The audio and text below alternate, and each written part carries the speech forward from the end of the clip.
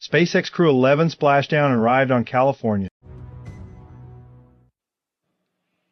Good morning, and thanks for joining our live coverage of the NASA SpaceX Crew-11 mission as it returns to Earth. I'm here in Mission Control Houston as the flight control team continues to monitor the return of NASA astronauts Zena Cardman and Mike Fink, JAXA's Kim Yayoi, and Roscosmos cosmonaut Oleg Platonov. Crew-11 launched aboard a Falcon 9 rocket to the International Space Station on August 1st, 2025.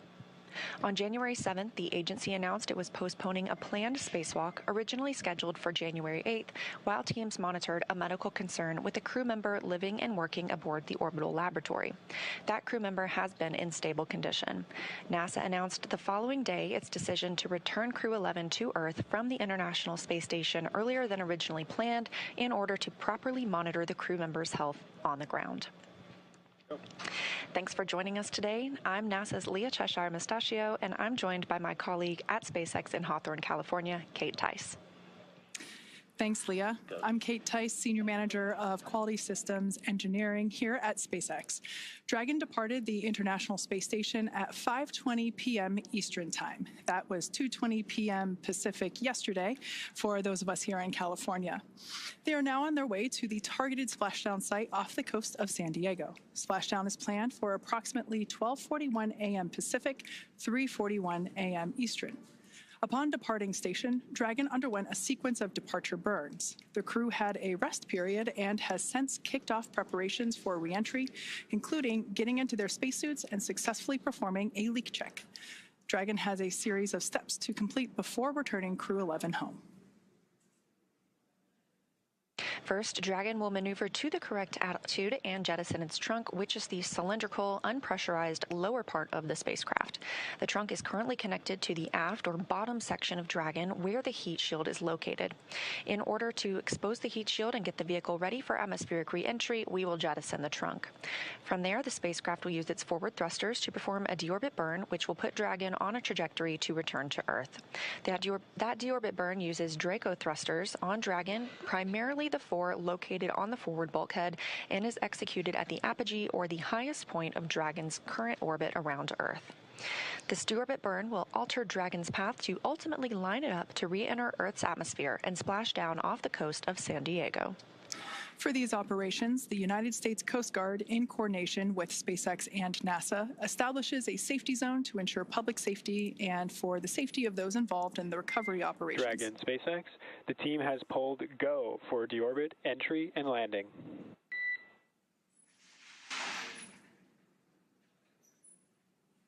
Dragon copies. Go for deorbit entry and landing. Great news there from SpaceX Core to our commander, Zena Cardman. Now, back to the recovery at hand. There are multiple notices that are issued to mariners in advance around the area and during recovery operations, and Coast Guard assets may be deployed to discourage boaters from entering the splashdown zone. Now, we want to stress to the public the need to respect this safety zone, as recovering a spacecraft from the water is a hazardous operation. Any other boats interfering increases risk to the astronauts in the spacecraft, the teams working to recover them from the water, and the safety of those that come too close. So for the safety of the crew and your own safety, we recommend that you sit back and watch on NASA TV and the SpaceX webcast, and we'll be bringing you the best possible views of our astronauts' homecoming. Now, once the crew returns to Earth, they will be flown to a local hospital for continued monitoring and checkouts using additional medical equipment not available aboard the space station.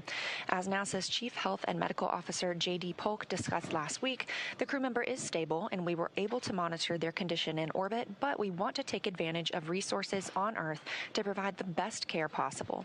NASA maintains relationships with local hospitals to ensure readiness for any post-landing needs, and for this return, we are utilizing that option as part of our normal preparedness process. Let's take a minute to meet our returning crew. NASA astronaut Zena Cardman is completing her first spaceflight. She holds a Master of Science in Marine Sciences from the University of North Carolina, Chapel Hill, and has experience with NASA research in the Canadian High Arctic. She has also supported real-time station operations and lunar surface exploration planning. Next up is NASA astronaut Mike Fink, who is now a veteran of 4 space flights. He has spent 549 days in space, and that includes 9 spacewalks that total 48 hours and 37 minutes spent outside the orbiting lab. Fink is a certified pilot for Boeing Starliner and SpaceX's Dragon, and a co-pilot and flight engineer on Soyuz, plus a mission specialist on the Space Shuttle. Exploration Agency, or JAXA, astronaut Kimiya Yui is completing his second trip to the space station. He was selected as an astronaut by JAXA in 2009 and recently hit a milestone of 300 days in space. Rounding out the crew is Roscosmos cosmonaut Oleg Platonov, who was selected as a cosmonaut in 2018 and is completing his first spaceflight.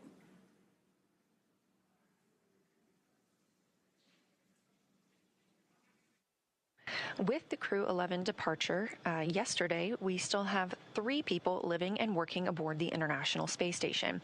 That's the crew that arrived on Soyuz MS-28 and consists of NASA's Chris Williams and Roscosmos cosmonauts Sergei Kudzverchkov and Sergei Mikheyev. This Soyuz crew is slated to remain on the station until returning to Earth this summer.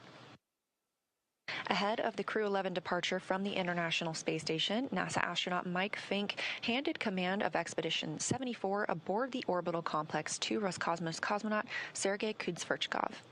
Crew-12 is currently scheduled to launch as soon as mid-February, and alongside our international and commercial partners, NASA is always evaluating the timeline to include other launch opportunities, and we'll provide more information when that's available. As we mentioned earlier, we have a few final steps that Dragon will perform prior to atmospheric reentry. The slew, or the maneuver to deorbit burn attitude, and then the deorbit burn itself.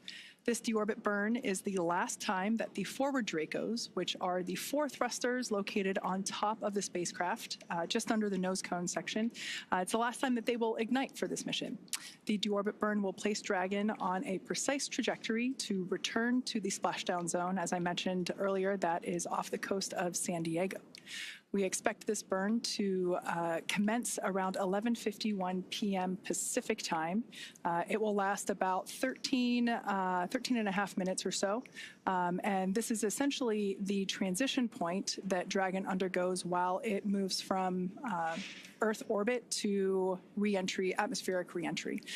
So it is the final moment in which we are essentially programming Dragon to fly itself back for its precise landing off the coast of San Diego.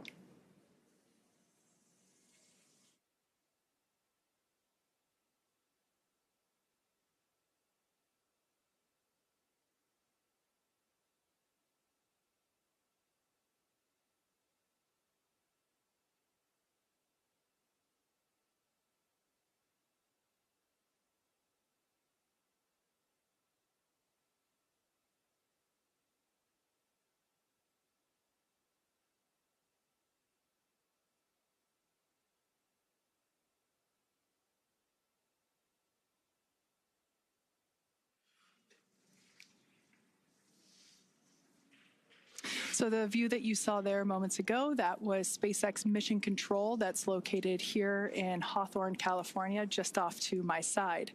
That is where our teams monitor Dragon, checking in on all of its systems to help make sure that the crew has a safe journey.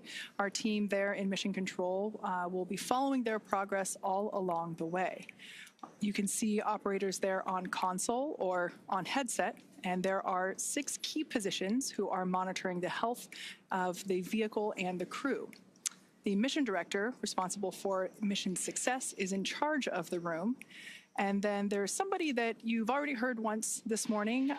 That person you'll hear talking to the astronauts throughout our operations today. You see them there on your screen. That is our SpaceX Core, which stands for Crew Operations and Resources Engineer. That is the singular voice to the crew. That person is responsible for translating everything that's going on in mission control around them and speaking and delivering those messages efficiently to the crew on board Dragon. Now, the other positions are focused on specific things like vehicle systems and navigation and control, avionics, software, propulsion, life support, and communications with ground segments.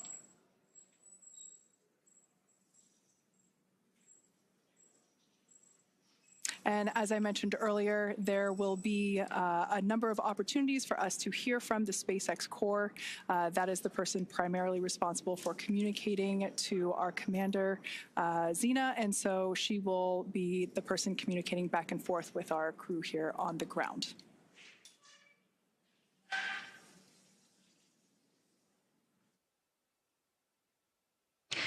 Mission Control Houston, on the right side of your screen, is staffed 24 hours a day, 7 days a week, 365 days a year. Currently, in the center of your screen, you see Michael Ellsworth. He is serving as the Capcom.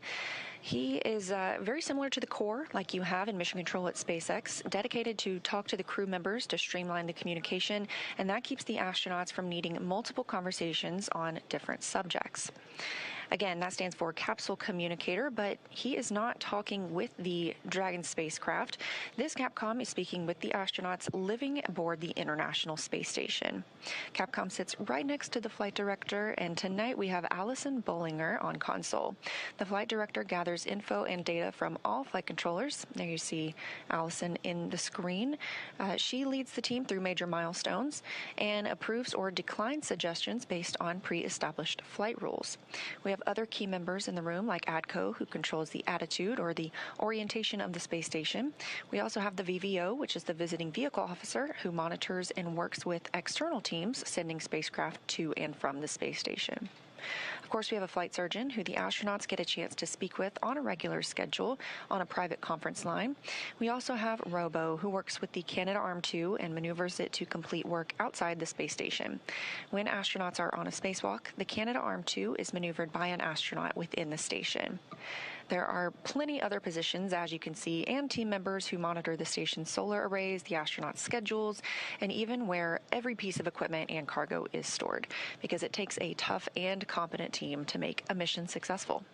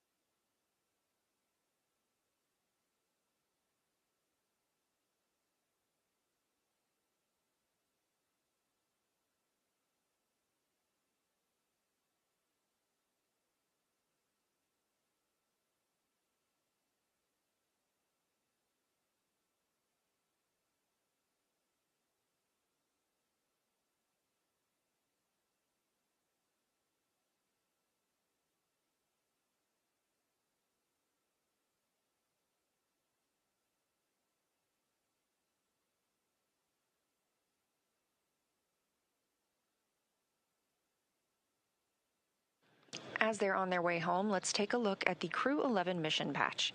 This patch was designed by the crew, and its colors celebrate the 3 nations they represent. And the 3 stars honor their space agencies working together. 2 sunbeams form the number 11, shining on a tiny blue dot, which is our home on Earth. A dragon looks on, which is a nod to both the spacecraft and the spirit of exploration, while a red flame wraps around it all, symbolizing the full journey: launch, life in space, and today, a safe return home. And if you look closely, you'll see a tribute to their children in the stars, which is a reminder that missions like this inspire the next generation.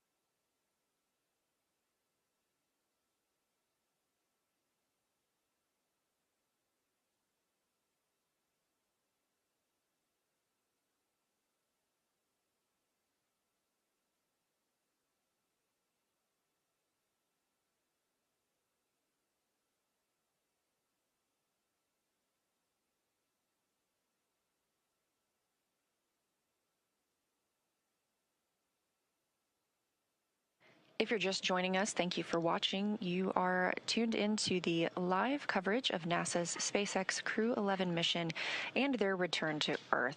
Again, we are expecting their splashdown at approximately 3:41 a.m. Eastern Time, but the next major milestone we're standing by for is the deorbit burn. That's at 2:51 a.m. Eastern Time.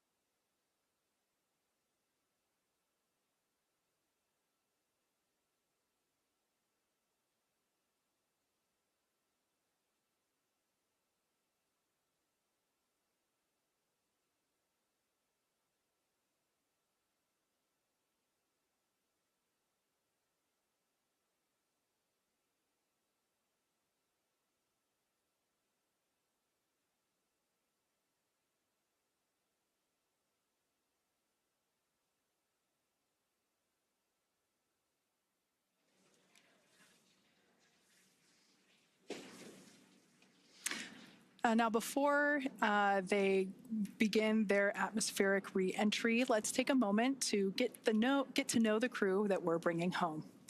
NASA astronaut Zena Cardman is commanding Crew-11. She was born in Urbana, Illinois, but calls Williamsburg, Virginia, her hometown. She's a scientist at heart, with degrees in biology and marine science from the University of North Carolina at Chapel Hill. Before joining NASA, Zena did field work in some of the most extreme environments on Earth, including Antarctica, the Canadian high Arctic, and volcanic terrain in Idaho and Hawaii. She was selected as part of NASA's 2017 astronaut class, affectionately known as the Turtles. Zena was originally assigned to Crew-9, but was later reassigned to command Crew-11 to support changes in station operations. And when she's not training for spaceflight, she enjoys rock climbing, writing poetry, and powerlifting. Next up is your Crew-11 pilot, NASA astronaut Michael Fink. He's a Pennsylvania native and a veteran of 3 previous space flights, spending more than a year of his life in orbit.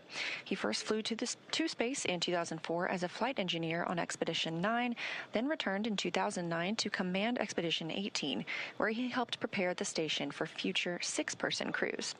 In 2011, he took part in the final flight of Space Shuttle Endeavour, STS-134, logging 3 more spacewalks along the way.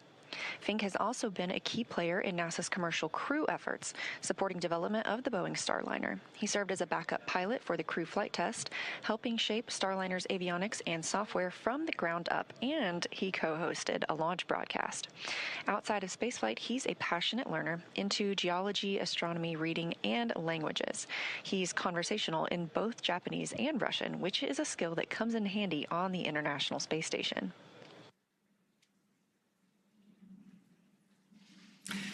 And your Mission Specialist 1 for Crew-11 is Kimiya Yui, representing the Japan Aerospace Exploration Agency, or JAXA. A former test pilot and Air Force officer, Yui graduated from Japan's National Defense Academy in 1992 and rose to the rank of lieutenant colonel in the Japanese Air Self-Defense Force. He was selected as a JAXA astronaut in 2009 and made his first trip to space in 2015, spending 142 days aboard the International Space Station as part of Expeditions 44 and 45. During that mission, he made history as the first Japanese astronaut to capture JAXA's H-2 transfer vehicle, a crucial piece of cargo hardware. He also helped build out a new experimental module inside Kibo, Japan's laboratory on station, and carried out Dragon SpaceX, 5 minutes to deorbit sequence start.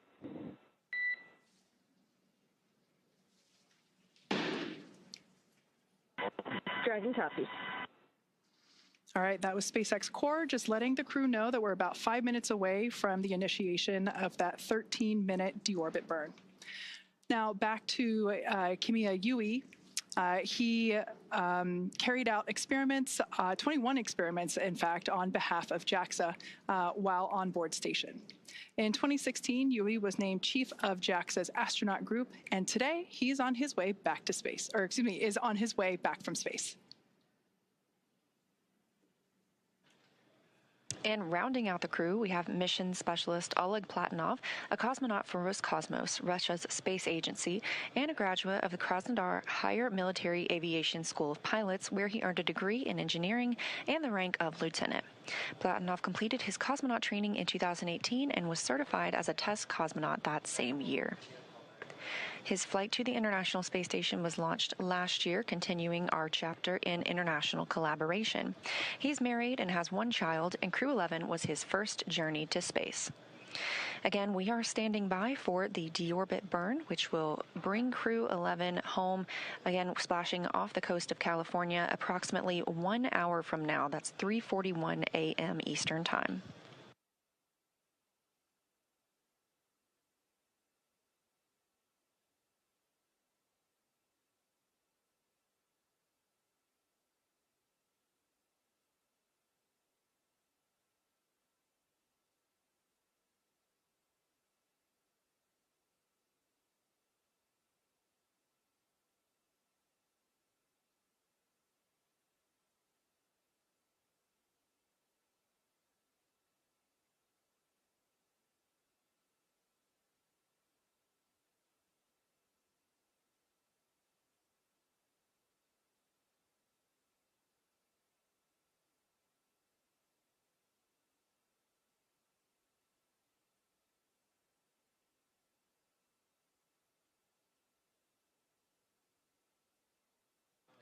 During their time in orbit, Crew-11 celebrated 25 years of continuous human presence aboard the International Space Station. During that time, our unique microgravity laboratory has hosted more than 4,000 experiments from over 5,000 researchers in more than 110 countries, all to help us build the road to the Moon and Mars and understand our universe while helping humanity on Earth. Crew-11 conducted more than 140 unique scientific experiments and technology demonstrations during their stay aboard the orbiting laboratory. Continuing the space station's legacy of groundbreaking science, Crew-11 worked on experiments to understand bone loss and studied bioprinted human tissues to understand or to ensure the health of astronauts on future missions and improve the quality of life for patients on Earth. They worked on the development of long-term storage of cryogenic fluids in space with Earth-bound medical and industrial applications. The team also tested an inflatable capture bag that aims to remove space debris from orbit, protecting future spacecraft and crews, and could also be used to capture samples during exploration missions and enable mining of small asteroids. Let's dive into some of these experiments and investigations. The MABLE-B study investigates how microgravity affects bone marrow stem cells and their secretion of proteins involved in bone formation and loss. Researchers aim to determine whether blocking a bone loss pathway could help prevent that bone loss. Findings may lead to new strategies for combating bone loss both in space and on Earth. MVP Cell 07 studies how bioprinted liver tissue with blood vessels matures in microgravity, focusing on cell behavior and tissue development. Researchers are examining how space may affect the structure and function of these engineered tissues. Results could help advance space-based production of high-quality tissues and organs for medical use on Earth and support astronaut health on future missions. Capture Bag Demo tests an inflatable debris capture bag on the space station, assessing its opening, closing, and ability to stay airtight in microgravity. This technology could be used to remove space debris from orbit, protecting future spacecraft and crew members, and could also be used to capture samples during exploration missions to the Moon and Mars and enable mining of small asteroids. Next up is ZBOT-NC. Many spacecraft use cryogenic fuels, which are extremely cold, for propulsion. These fuels must be kept extremely cold to stay liquid, but SpaceX's temperature fluctuations can cause them to slowly evaporate and escape the tank. This creates fuel efficiency and mission planning. So ZBOT-NC investigates how specific types of gases affect pressure control in propellant tanks in space. The data collected will help validate models and contribute to the design of more efficient cryogenic fuel storage systems for long-duration missions. Rounding out this list, Bionutrients 3 aims to develop an on-demand method for producing essential nutrients in space using bioengineered yeast, helping maintain crew health on long-duration missions while reducing launch mass. Building on previous studies, it introduces advanced food safety features and tests 3 sample types: yogurt, kefir, and a yeast-based beverage. The project aims to identify a food-safe, genetically engineered organism that remains viable over multiple years to produce a mission-relevant nutrient or biomolecule of interest.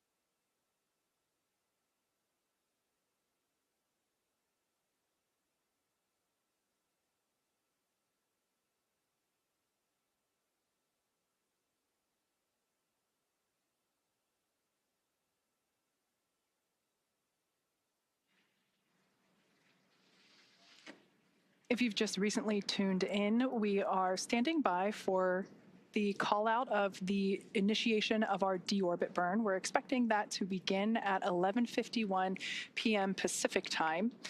This is a 13.5-minute long burn that positions Dragon for its atmospheric reentry and splashdown off the coast of San Diego. So like I mentioned, we are standing by. That should be coming here in just a couple of minutes as we expect that to initiate at 11:51 p.m. Pacific time.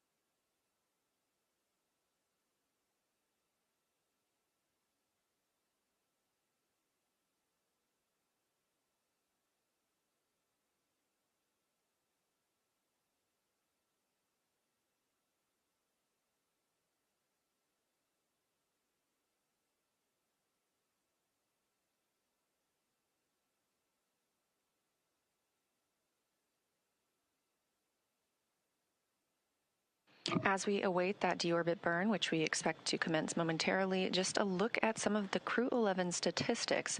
Their mission will last 167 days by the time they splash down, with 165 days spent on the space station. That means they traveled 2,672 orbits of Earth, which is over 70,856,752 statute miles.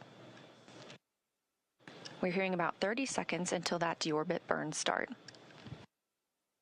During their time in space, this crew saw a total of 5 arriving vehicles and the departure of 3 vehicles.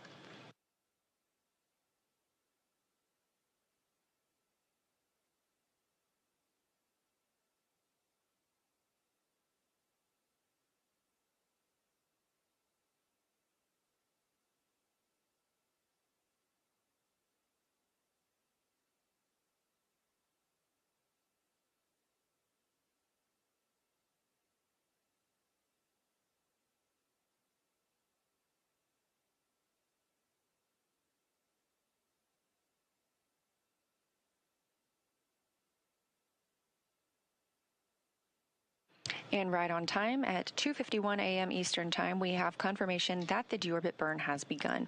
This burn is expected to last over 13 minutes. For these return and splashdown operations, the United States Coast Guard, in coordination with SpaceX and NASA, establishes a safety zone to ensure public safety and for the safety of those involved in the recovery operations, as well as the crew aboard the returning spacecraft. Multiple notices are issued to mariners in advance and during recovery operations, and Coast Guard assets may be deployed to discourage boaters from entering the splashdown zones. We want to again stress to all of the public the need to respect this safety zone. Recovering a spacecraft spacecraft from the water is a hazardous operation, and any other boats interfering increases risk to the astronauts in the capsule, the teams working to recover them from the water, and the safety of those that come too close. Now, for the safety of the crew and your own safety, we would love for you to continue joining us on NASA Plus and the SpaceX webcast, because you're going to get the best views of our astronauts on their journey home.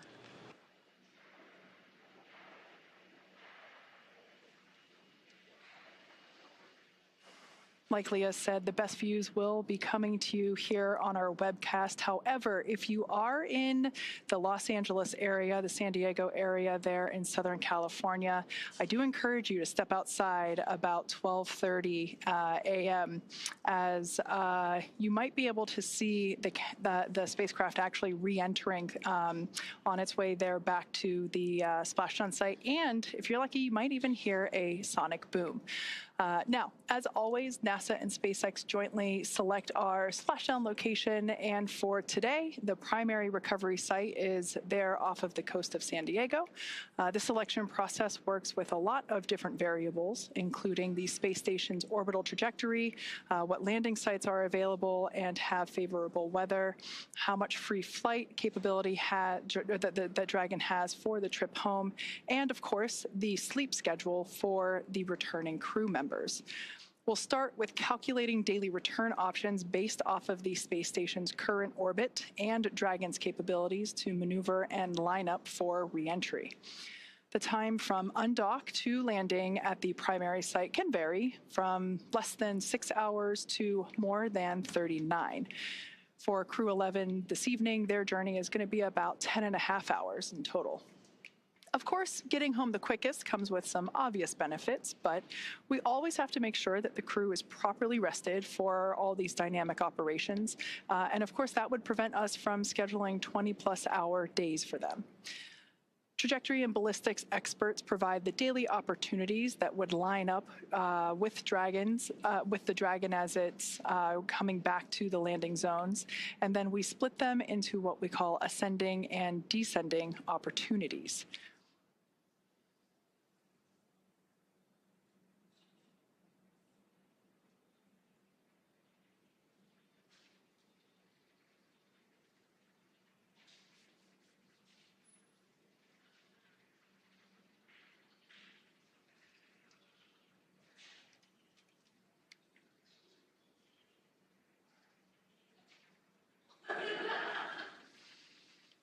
Okay, so we still have a few minutes left to go here in this deorbit burn. As I mentioned before, this is the transition of the Dragon spacecraft from Earth orbit to atmospheric reentry. This is lining the spacecraft up for its precise splashdown location there off the coast of San Diego.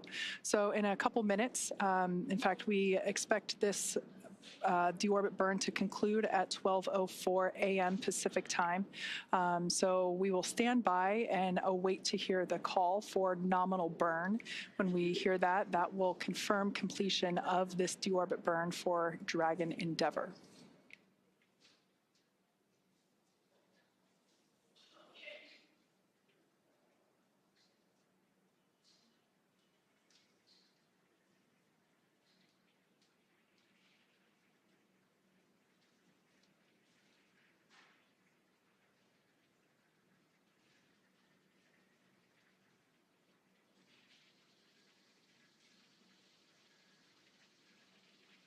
As I mentioned earlier, we will hear primarily the SpaceX core, or the Crew Operations and Resource Engineer. That is the primary role in mission control that is responsible for communicating with the Crew-11 spacecraft. That individual is seated there on the left-hand side of your screen. That is SpaceX Hawthorne Mission Control. Also seated there, I believe I see my boss, SpaceX Vice President Bill Gerstenmaier, sitting there in the front row. This group of operators are standing by and monitoring Dragon's progress throughout this burn.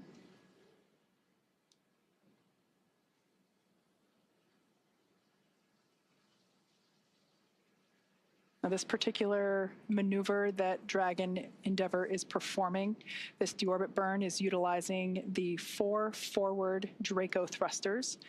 We say forward because that indicates that it's basically the language indicating that they're located at the top of the Dragon spacecraft.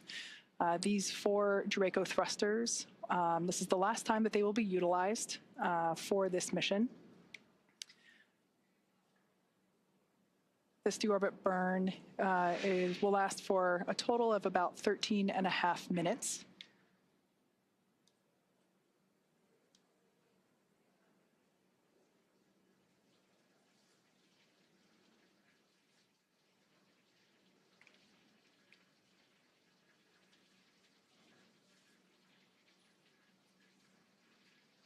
Okay, we still got about 6 minutes left in this deorbit burn.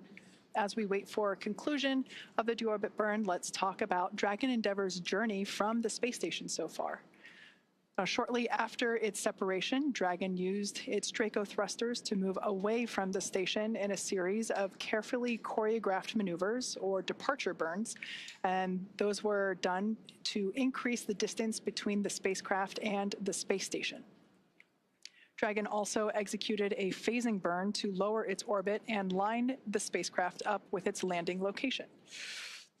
Following the phasing burns, Dragon is now completing its deorbit, which will be followed by reentry and splashdown. Now, during the deorbit sequence, several things will happen, including trunk separation, closure of the nose cone, as well as deployment of the drogue and main parachutes, ultimately followed by splashdown.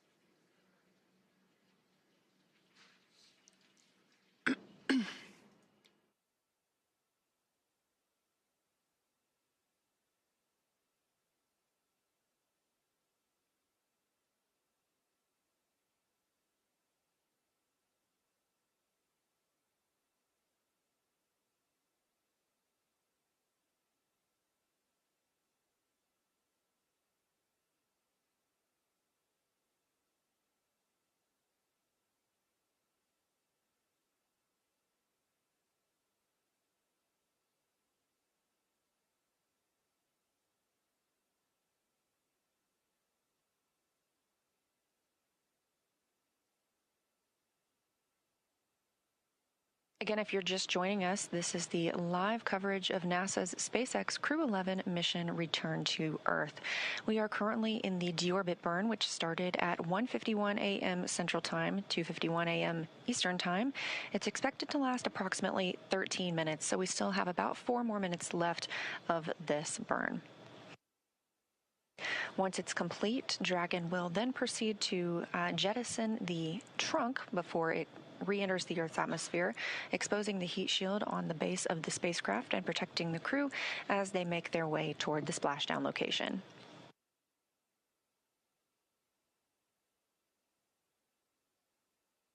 And we are anticipating splashdown at 3:41 a.m. Eastern, 2:41 a.m. Central Time off the coast of California.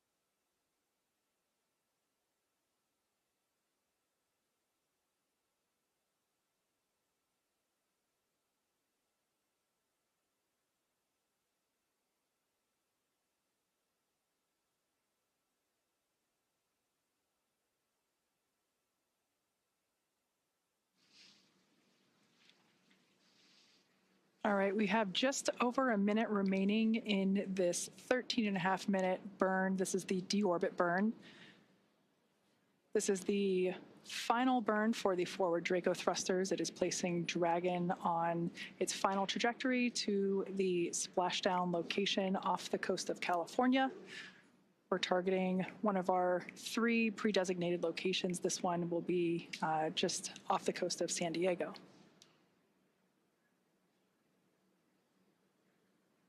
Shortly after the burn concludes, we should hear a call out indicating that the burn was nominal. This would be good news and letting us know that we are continuing with progression of our milestones.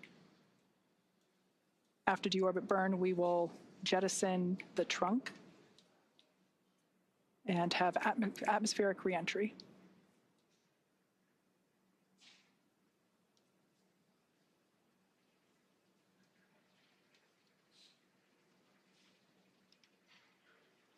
All right, so there's about 10 seconds left in this burn, so we're going to stand by and listen for that call out.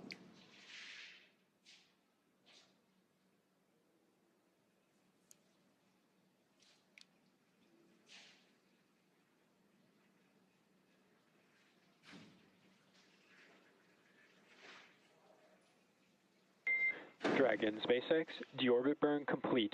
Performance nominal. Trunk separation initiated. Dragon copies. Nominal deorbit burn. Trunk separation process initiated. Okay, good words there from SpaceX Core, letting our Crew-11 team know that the deorbit burn was as expected. Now, to prepare for these upcoming events, Dragon is currently doing a couple of things autonomously, such as isolating the thermal control system fluid loops from the radiator. This system is what will help keep the internal temperature of Dragon comfortable during the crew's reentry. Dragon is also initiating separation of the claw mechanism, which will terminate all data, power, and fluid connections between the spacecraft and the trunk, and that is all done in preparation for trunk separation. Nominal trunk jettison. Dragon copies.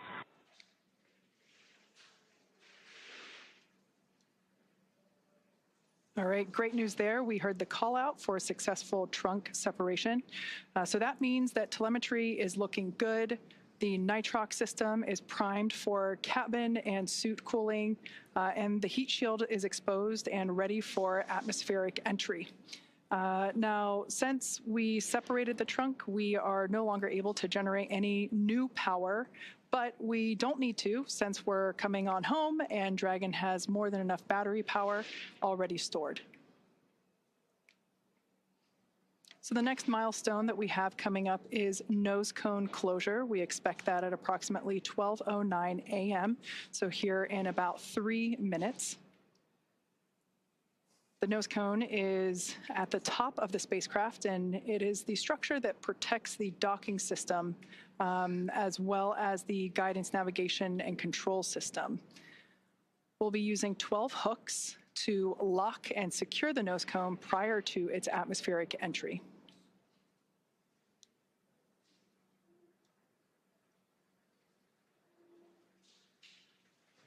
That's right. We are standing by for nose cone closure, expected just a few minutes from now. And as you can tell, things are picking up a little bit more quickly as we prepare for splashdown. Again, expecting that to come at 2:41 a.m. Central Time, 3:41 a.m. Eastern. So right now, Dragon is inhibiting those forward bulkhead Draco thrusters. We just used those to complete the deorbit burn, meaning they will not fire again, and ensuring it's safe to latch the nose cone for re-entry. The vehicle has, we are also anticipating it to initiate the nitrox suit purge. This helps keep our crew members, Zena Cardman, Mike Fink, Kimya Yui, and Oleg Platonov, cool and comfortable during re-entry, which we're expecting in about 20 minutes. At this point, the nose cone, we are standing by for that closure to begin, protecting that forward hatch for re-entry. And the crew will be able to use their screens to monitor the locking of the nose cone, which is done by that set of hooks.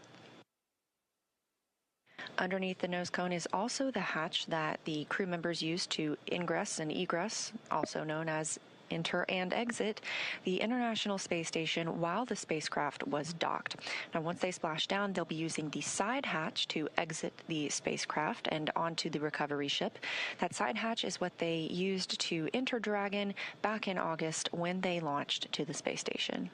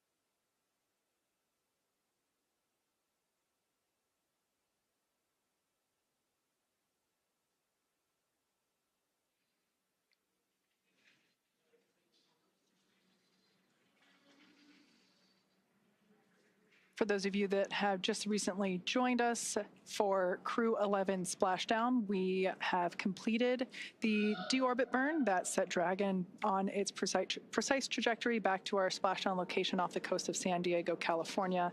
We've also jettisoned the trunk, and we've just closed the nose cone. So these are the final physical changes for the Dragon spacecraft prior to its atmospheric entry. And we expect that entry period to begin about 12:30 a.m. Pacific time, so in about 20 minutes or so.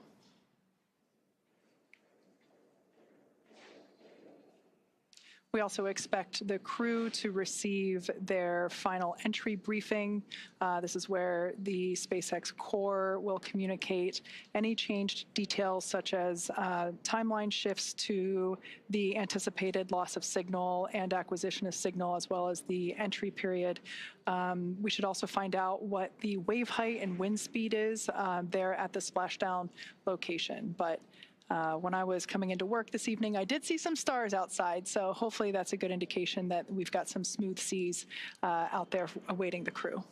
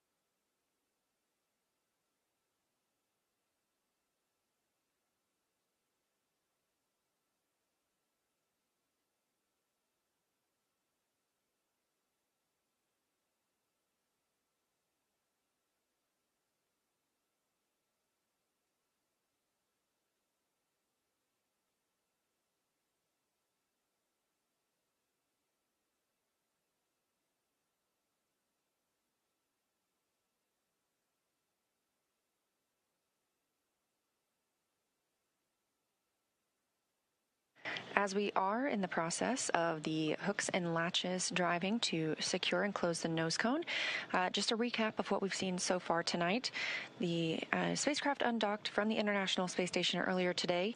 This Crew-11, spent 165 days aboard the orbiting laboratory, but 167 days in space altogether, if you count the time they have spent getting to and from the space station. At 1:51 a.m. Central Time, 2:51 a.m. Eastern, the spacecraft executed the deorbit burn. That was an approximately 13-minute-long burn, committing the spacecraft to coming home and splashing down off the coast of California. We're anticipating that splashdown in less than 30 minutes from now, 2:41 a.m. Central. After the nose cone closes, we will begin seeing our reentry process, and part of that is a communications blackout. We lose communication with the spacecraft. This is an anticipated and tracked milestone as they go through reentry and plasma builds up around the spacecraft itself. We do regain that communications shortly thereafter, and following that, we anticipate seeing drogue parachutes deployed. There are 2 of those, as well as 4 main parachutes, slowing down the spacecraft to a splashdown time of, again, 2:41 a.m. Central Time. So we're just standing by for confirmation of nose cone closure.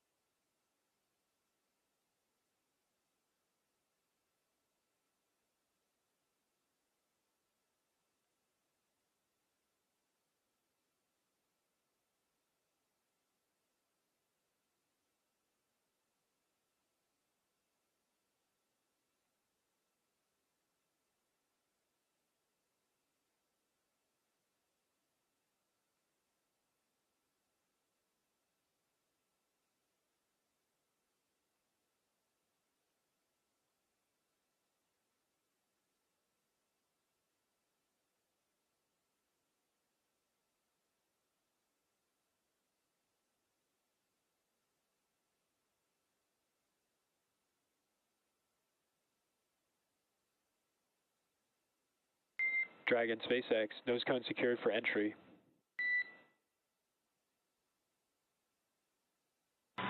Dragon.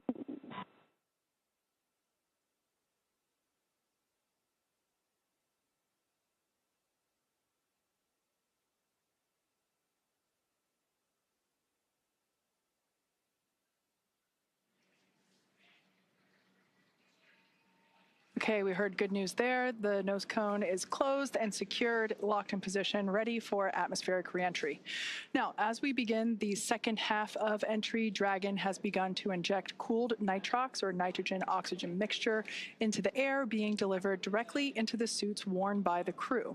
Again, this is what will allow our crew members to remain comfortable while external temperatures reach up to 3,500 degrees Fahrenheit. Meanwhile, the heat shield is pointing forward, essentially leading Dragon to our landing site just off the coast of San Diego, which is important as it will be doing a lot of the work during this reentry. So let's talk a bit more about the heat shield. Dragon's primary heat shield is comprised of PICA 3.0, which stands for Phenolic Impregnated Carbon Ablator. Now, the first-gen PICA was actually initially developed by NASA for studying and sampling comets within our solar system.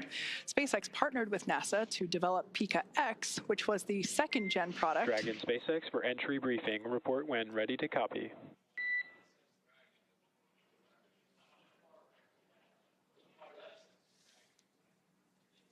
Ready to copy. Okay, starting with timeline. We're completely on time per the previously briefed timeline. Splashdown period displays at 0841 Zulu.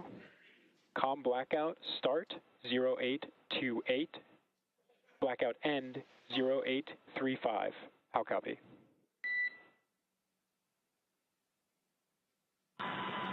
Copy, we are on time for 0841 splashdown per the timeline. COM blackout start 0828, COM blackout end 0835. That's a good readback. We have a nominal vehicle status. We're tracking an on-target arrival to San Diego with pristine weather conditions for splashdown. Recovery team is on site and ready to support.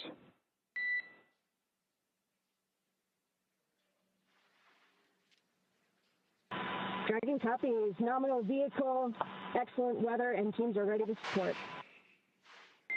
And with that, please report when tablets are secure, restraints are tightened, and visors are down.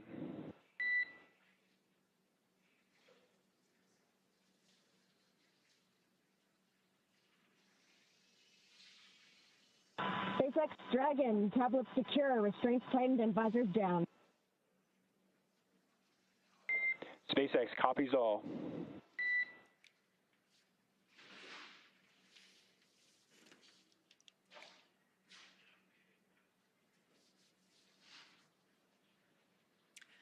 All right, so as expected, that was our entry brief to the crew, letting them know that there were actually no updates to the anticipated timeline this morning. So that's great news. Everything is looking well on timed with our anticipated timeline. So as we mentioned before, we expect our anticipated loss of signal to occur around 12:28 a.m. Pacific. So in just about 8 minutes from now, we will have, we anticipate that signal to be regained or anticipate that signal to be acquired again at 12:35 a.m. Pacific time. Now, sometimes we are able to hail the crew a little bit earlier than that, and sometimes we get those communications back. And then once again, splashdown at 12:41 a.m. Pacific. So again, if you're in Southern California, head outside and look up. Now, let's get back to talking a little bit about the heat shield. As you know, we're talking about this signal loss, and that's due to part of what's going on with that heat shield. So SpaceX partnered with NASA to develop the second generation heat shield product, and that was actually used on all of the Dragon 1 CRS missions that resupplied the space station on 20 missions. Then fast forwarding to PICA 3.0, that was developed specifically for use on Dragon 2 crew and cargo with enhanced structural and thermal properties that optimized the heat shield and drove down cost and mass. So the remainder of Dragon is composed primarily of a SpaceX proprietary ablative material. That's another class of thermal protection, which is lighter weight versus PICA and protects the underlying composite structure during the reentry phase, and that's to ensure the structural capabilities of the spacecraft are maintained. Now, while Dragon will experience temperatures over 3,500 degrees Fahrenheit peak during those peak reentry conditions, the characteristics of the thermal protection systems, or TPS as you hear it called, coupled with the environmental control and life support, or ECLIS, that system pressurized will be pressurizing the interior, and all of those combined will ensure that the crew will stay cool and comfortable during all phases of reentry through splashdown. SpaceX Dragon, Okay, so opening seat 3 visor just to adjust glasses. Dragon, SpaceX, can you repeat? Temporarily opening seat 3 visor to adjust glasses.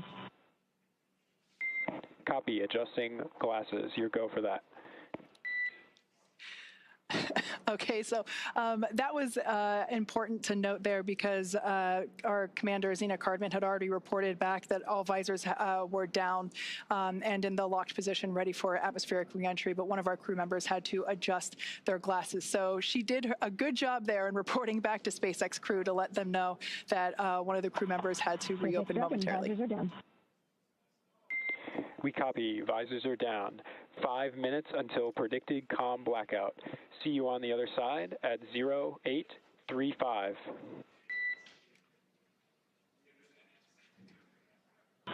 Copy 0835. Talk to you soon.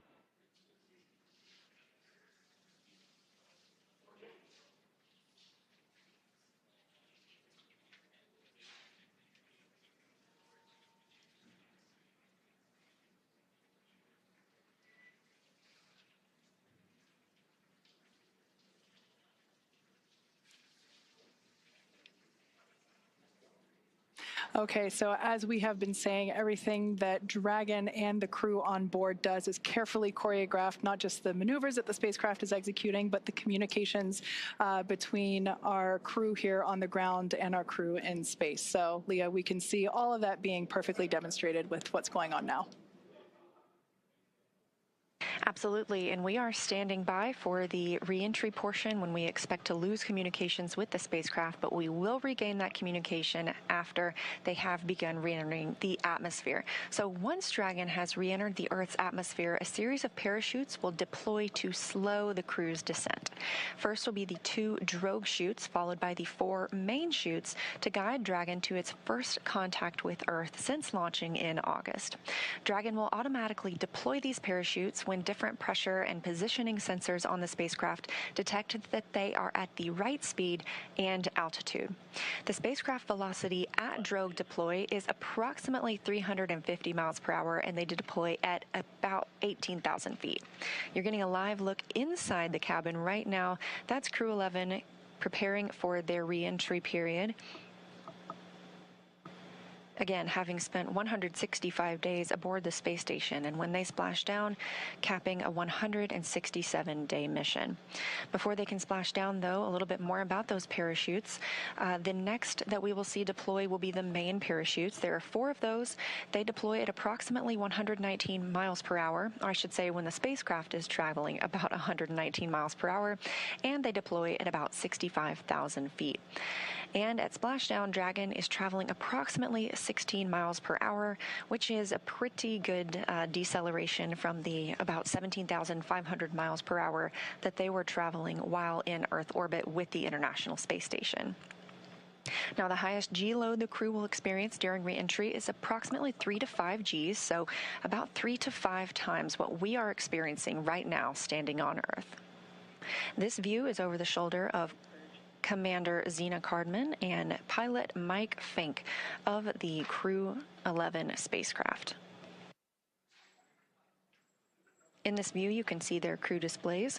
They're able to monitor everything happening with the spacecraft. However, all the next milestones should be completely autonomous and hands-off for the crew.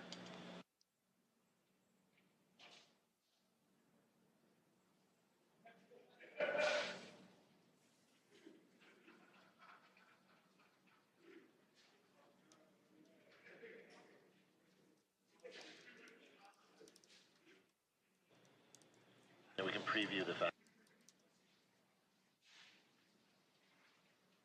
And we just heard that the crew is in entry attitude, and we are anticipating losing this view and losing our audio communications with the crew in just a minute or so as they enter this entry interface. They'll be traveling and experiencing heat outside the capsule at approximately 3,500 degrees Fahrenheit.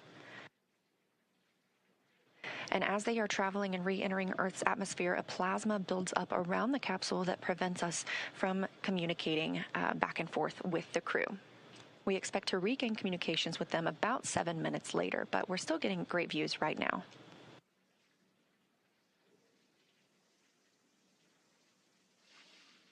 I love this view over their shoulders because you can see what our pilot and commander can see. They're continuing to follow along with Dragon's progress.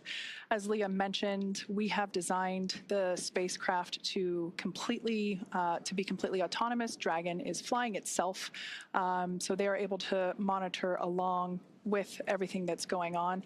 I also want to momentarily point out on the bottom of your screen there, you have some graphical interfaces there that represent the speed and the altitude. And it looks like we've lost our views there as that, we are now entering the period of anticipated loss of signal. This is where, as Leah mentioned, the plasma is beginning to build up on the exterior of the capsule as we expect. This happens with every spacecraft reentry for Dragon, and so this lasts just a few minutes. But I want to momentarily note that there on the bottom right-hand corner of your screen, you can actually see something pretty cool where when one of the Draco thrusters ignite to fire and help steer the spacecraft, you will actually see that they're represented on the interface there. Now, the four in the middle, those are representing the 4 forward Draco thrusters. We won't see those ignite at all because those were last utilized in the 13-minute deorbit burn that we completed earlier. Those are located under the nose cone, which has been closed, locked, and secured. So everything that you'll be seeing are the thrusters that are located on the side of our spacecraft, and that is enabling Dragon to fly itself home to its predetermined splashdown site off the coast of San Diego, California. For about a minute and a half until we have that atmospheric reentry.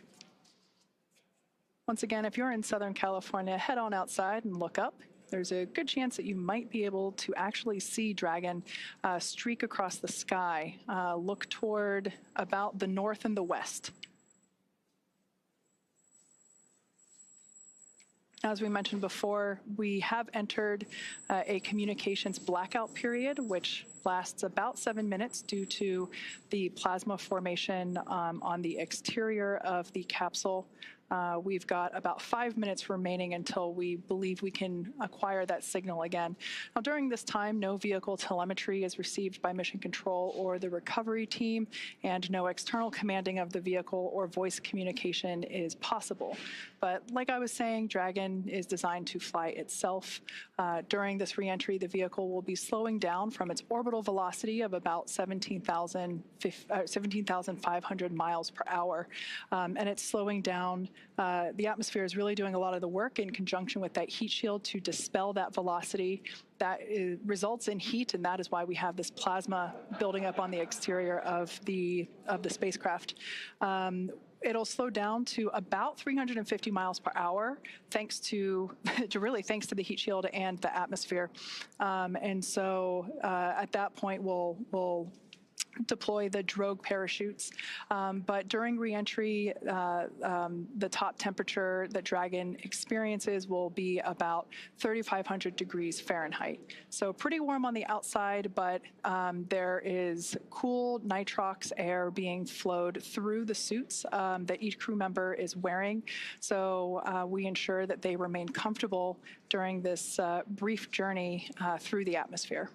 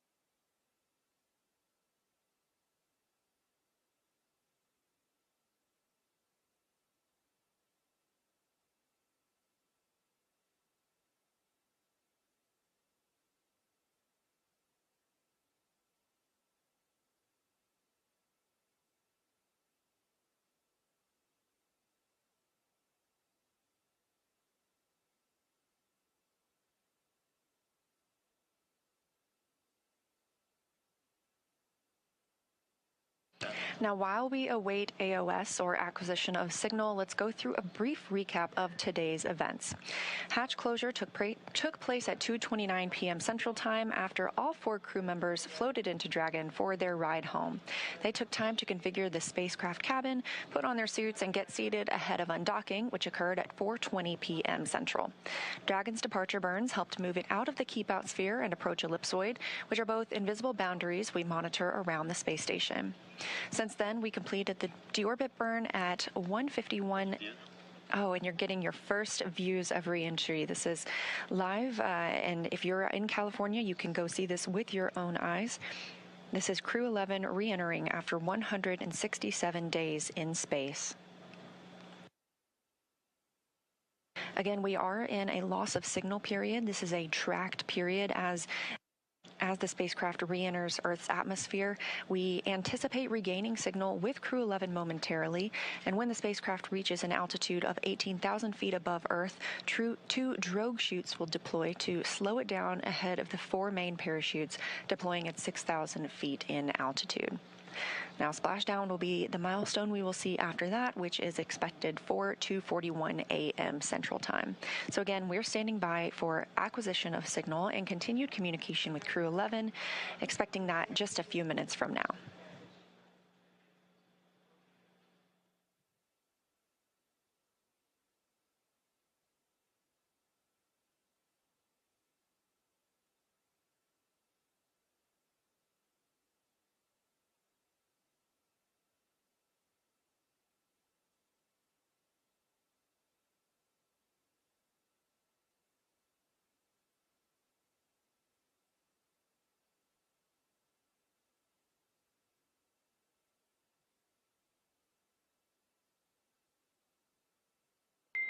Dragon SpaceX, comm check.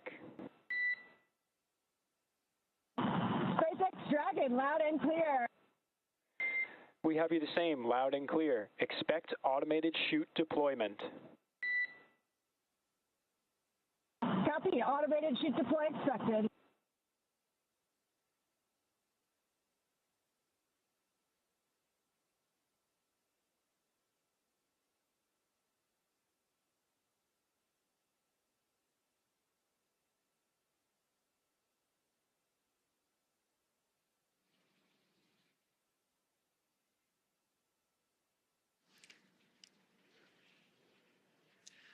All right, so there we heard that we had confirmation of that acquisition of signal, or AOS. It actually came in a minute early, so that's good news there. We heard the core inform the crew to expect drogue parachute deployment that happens when Dragon senses the right speed and altitude. So that's roughly about 350 miles per hour and around 18,000 feet in altitude. There we have a view from... GPS converged. Expect nominal altitude for drogue chute deploy. Dragon copies, expecting nominal altitude. So we'll have that drogue deploy in about a minute from now, but we have our first views from the WB-57. This is a high-altitude tracking plane that is providing these thermal signatures via infrared. This is really cool to see here as we continue to track Dragon on its way back to planet Earth.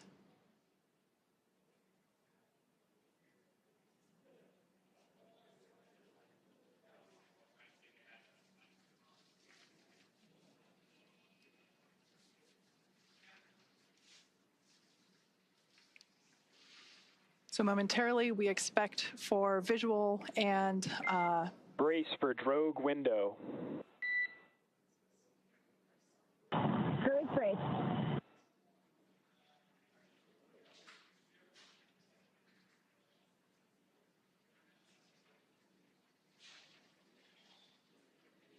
Dragon has safed the propulsion system as we anticipate drogue deployment any moment now.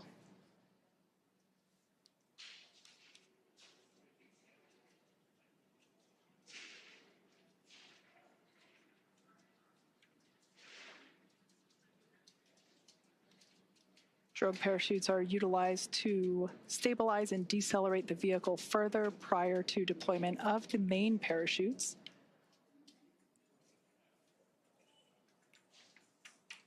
Drogue should be deploying here in a couple seconds, and mains will follow in about 1 minute.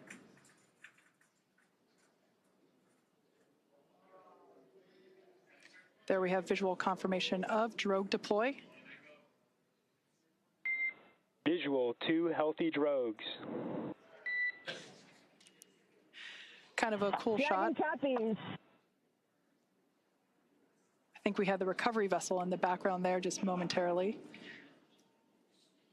Main parachutes deploying in about 20 seconds.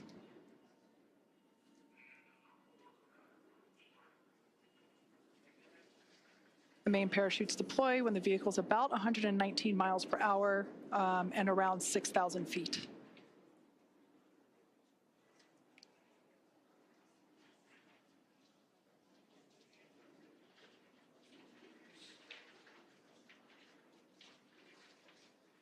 There we can see visual confirmation of deployment of the 4 Visual, mains. 4 healthy mains.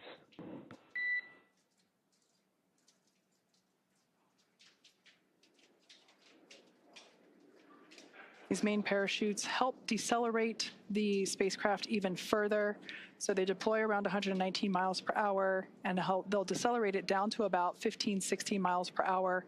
And that will be the speed in which the spacecraft is traveling upon splashdown.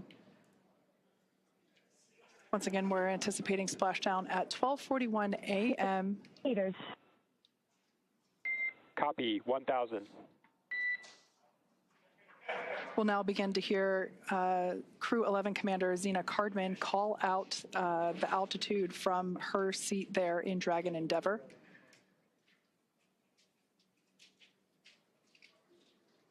SpaceX's mission control team in Hawthorne continues to report the precise landing coordinates to the recovery team. 800. Copy, 800.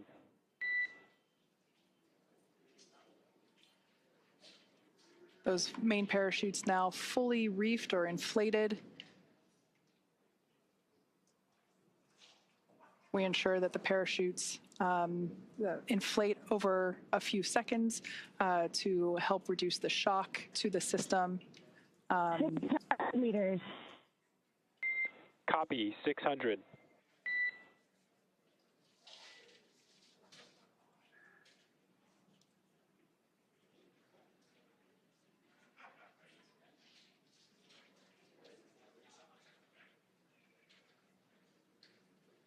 All around great views of Dragon Endeavour as it continues its way back to Earth. Meters. Copy, 400. Crew are braced. Standing by for splashdown.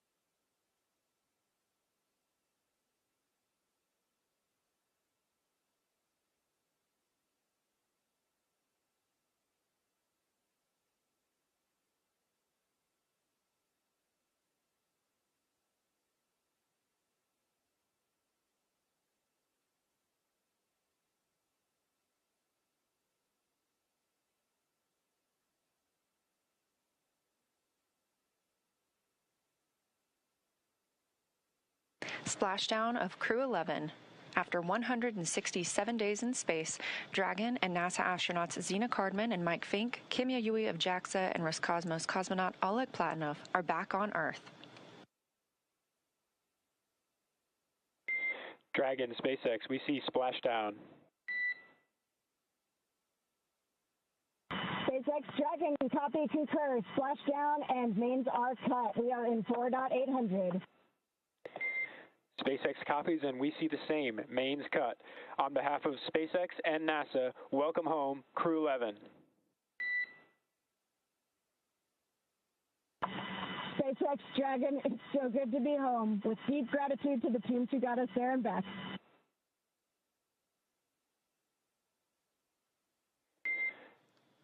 Vehicle safety verifications in progress. We'll report back when recovery personnel are en route. Dragon copies.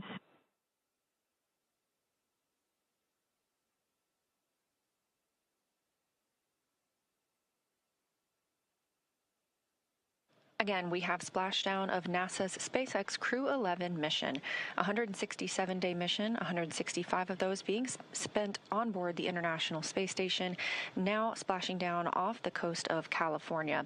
That splashdown coming right on time at 2:41 a.m. Central Time. The SpaceX recovery ship and team has been waiting for Dragon splashdown, and they will now begin making their way to the splashdown location.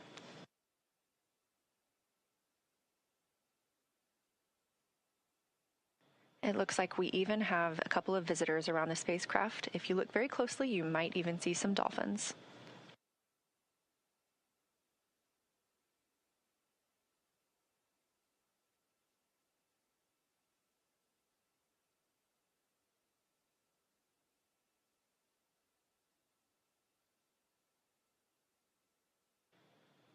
Again, a return by the books for Crew-11, having splashed down at 2:41 a.m. Central Time off the coast of California. We will now begin moving into the recovery process. We'll see the boats begin to approach and inspect the spacecraft by checking for hypergol and other ordnance checks. They will begin to rig the spacecraft and prepare it to be lifted on that recovery ship. And this is a great view of some of those boats that go out and check the spacecraft. They are going to be sniffing it, essentially, for these hazardous fuels that can linger once the spacecraft has re-entered Earth's atmosphere.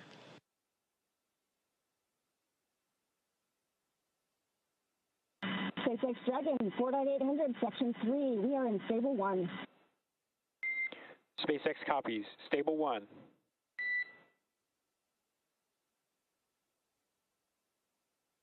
That's the voice of NASA astronaut and commander of Crew-11, Zena Cardman, reporting back that they are working through their procedures and that the capsule is in Stable 1, which is the position that you see on your screen here, where it is upright in the water. This is just what we were hoping for, and again, it's been a completely nominal and by-the-books return for the crew today.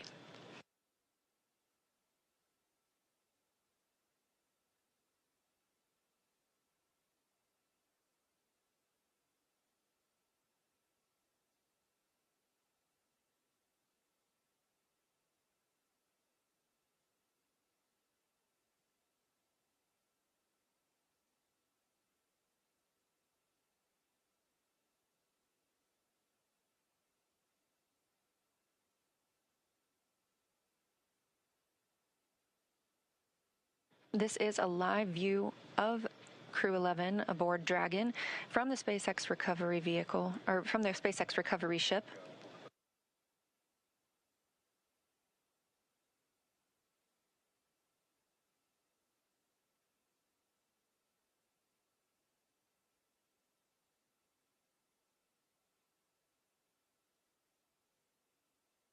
And this day for the crew started about 10.5 hours ago when they undocked from the International Space Station.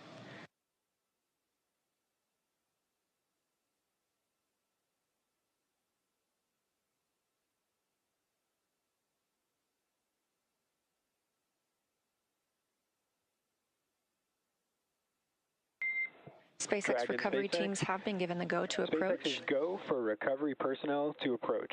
Expect personnel alongside in 1 minute. Copy, 1 minute. Thank you.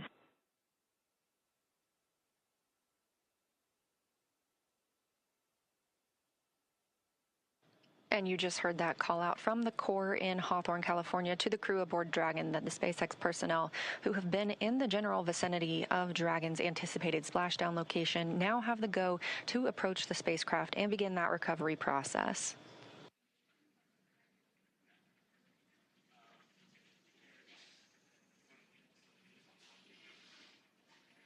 All right, so as we heard, we are now standing by for recovery of the Dragon Endeavour spacecraft with NASA astronaut Zena Cardman and Mike Fink, Kimia Yui of JAXA, and Roscosmos cosmonaut Oleg Platonov, who are inside that spacecraft that you see there.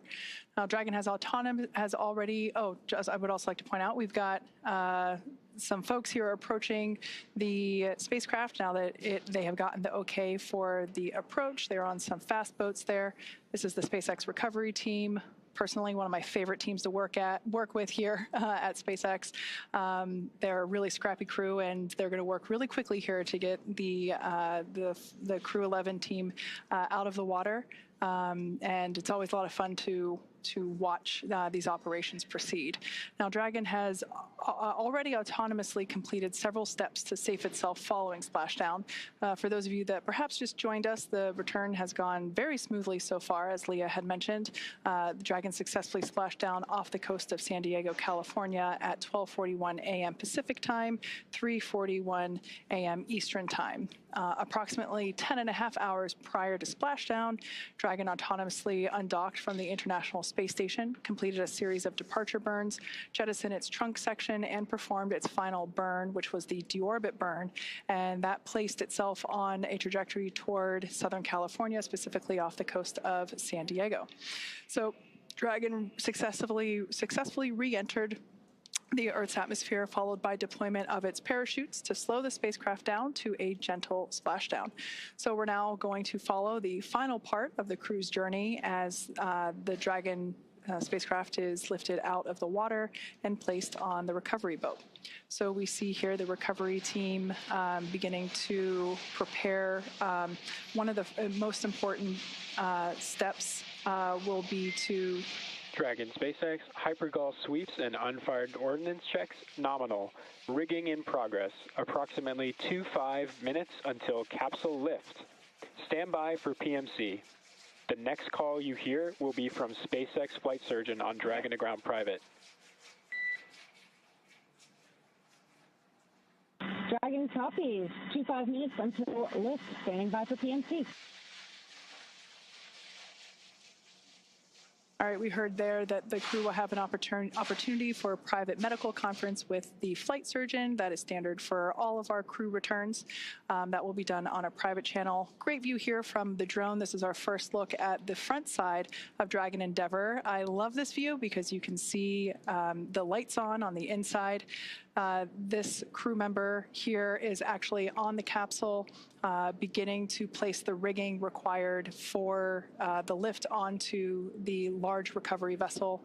This takes a few minutes to essentially lasso and wrangle the Dragon capsule as it gently bobs there in the water.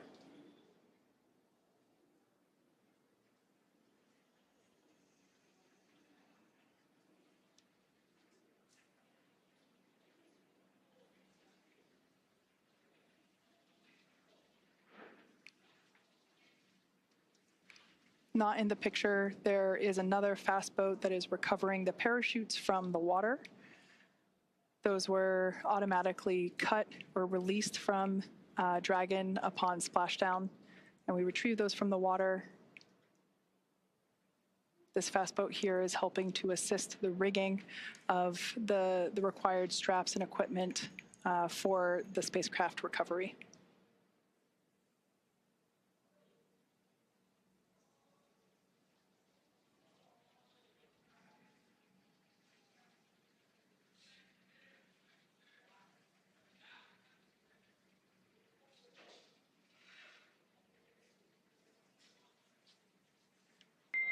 Dragon SpaceX, Dragon to Ground is no longer privatized.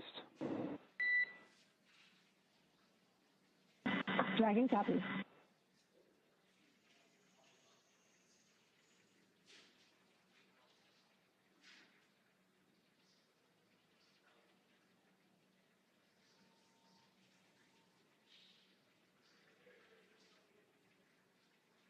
SpaceX recovery team continues to maneuver around Dragon Endeavour as we continue progress of placing the recovery straps required in order to safely lift the spacecraft out of the water.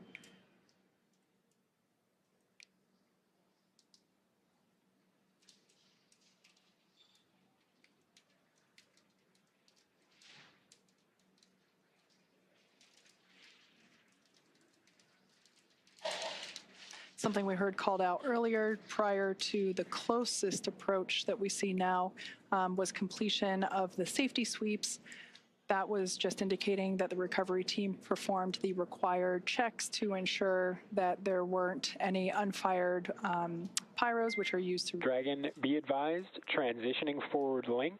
Comm will be unavailable for approximately 5 minutes.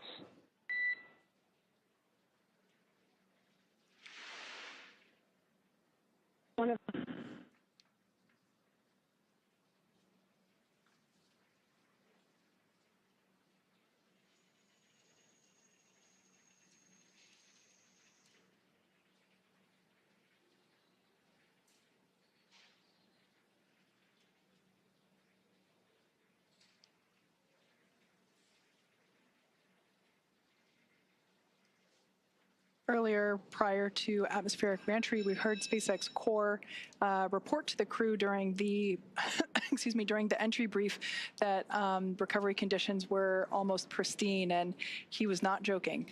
It seems that the weather, the waves are pretty smooth out there.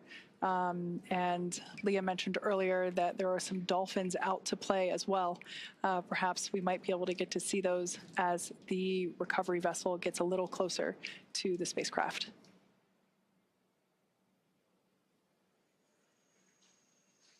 On your screen now are our operators at SpaceX Mission Control.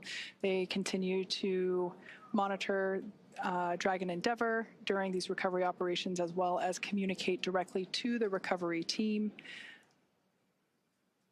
Everything is carefully coordinated within our procedures, and here you see folks that are responsible for individual portions to ensure that everything is executed as planned.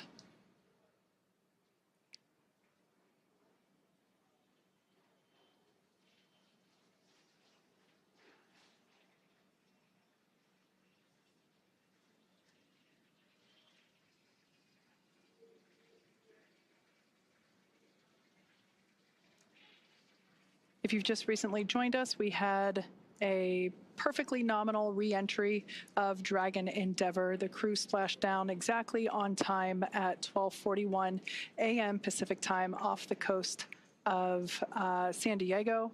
The recovery team has arrived at the splashdown location and are placing the required straps onto the Dragon spacecraft. The crew are safely inside. Nobody is allowed to pass go just yet. We still have to lift the spacecraft out of the water and onto our recovery vessel. Dragon SpaceX, forward link transition complete. Comm check. We've got you loud and clear. We have you the same.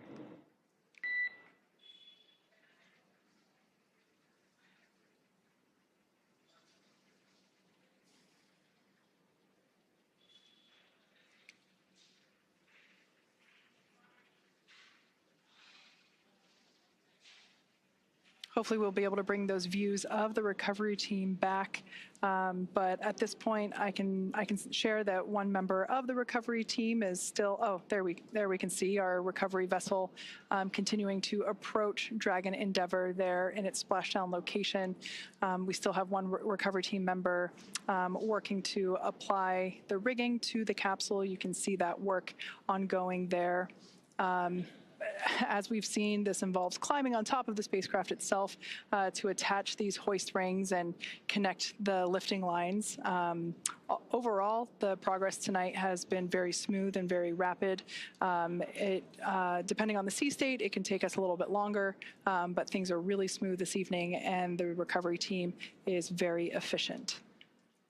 It takes us less than an hour to raise Dragon onto the recovery vessel and remove the crew from the spacecraft. After initial medical checkouts, the crew will return to land within 4 hours by helicopter. So everything continuing to proceed as scheduled and as anticipated.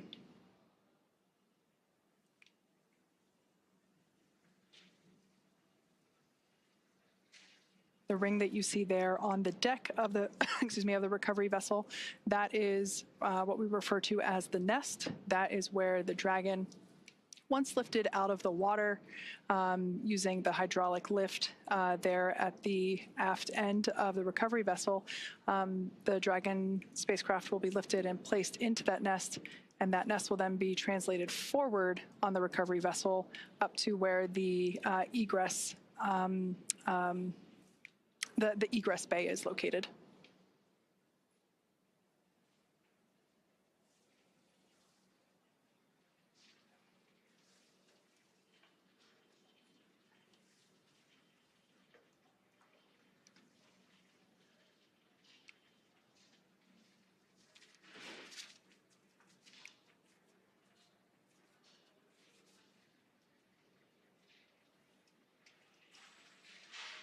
Yeah, so this is a great view there of the recovery team member that is responsible for placing the hoist straps and the rigging required to lift the the Dragon spacecraft out of the water, along with the recovery team members located in the fast boat, helping to provide the necessary light, as this is obviously a nighttime splashdown operation. We've done several of these before.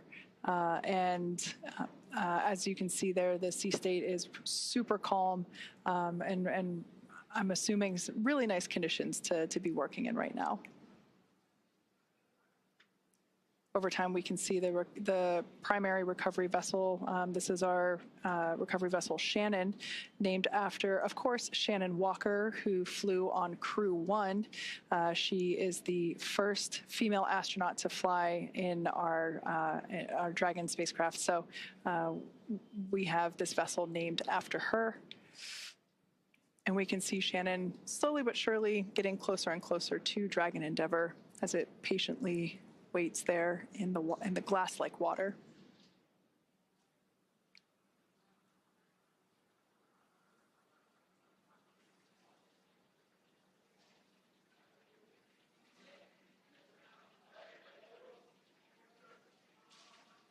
Once all the required straps and rings are in place and the recovery vessel is in its location and everything is attached, we'll actually see that recovery team member jump off from the capsule and into the water. It's one of my favorite moments of the recovery process.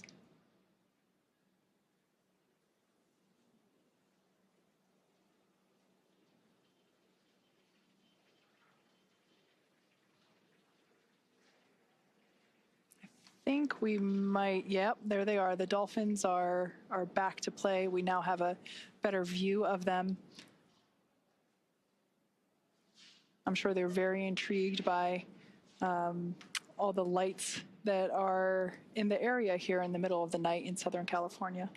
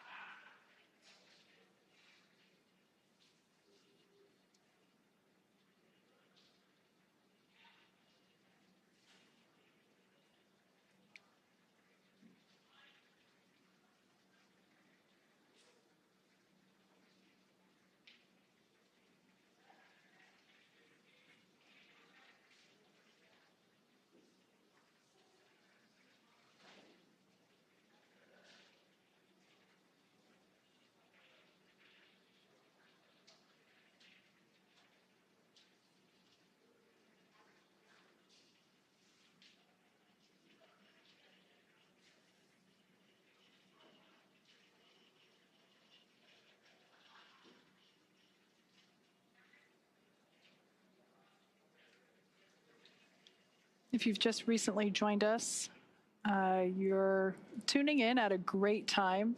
We're in the final phases of the Crew-11 return to Earth. They had an on-time splashdown at 12:41 a.m. Pacific time, 3:41 a.m. Eastern time. And as you can see, recovery operations are proceeding very well. Everything is going according to plan, or as we like to say around here, nominal.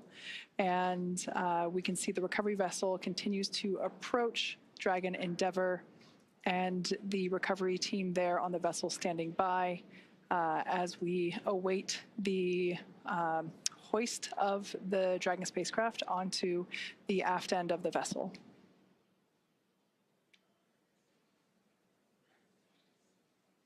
I can say once we make the final approach here to the Dragon spacecraft, the hoisting actually happens.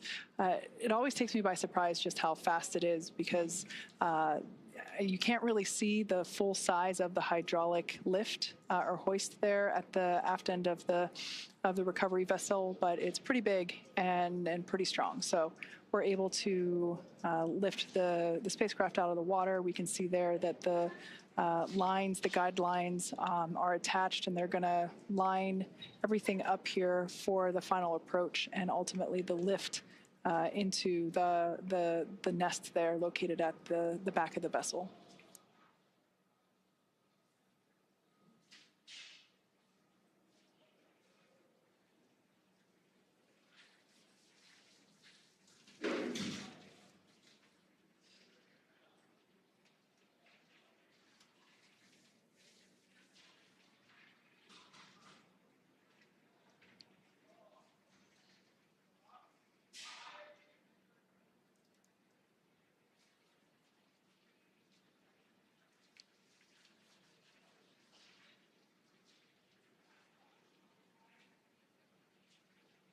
So we can see Dragon Endeavour.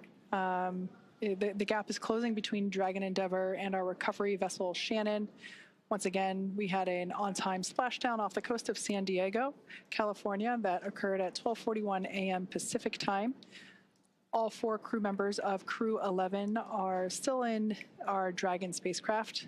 Moments ago, when the spacecraft was turned the other way, we could actually see Dragon SpaceX, rigging complete. Approximately 5 minutes until capsule lift. Dragon copies. 5 minutes to lift.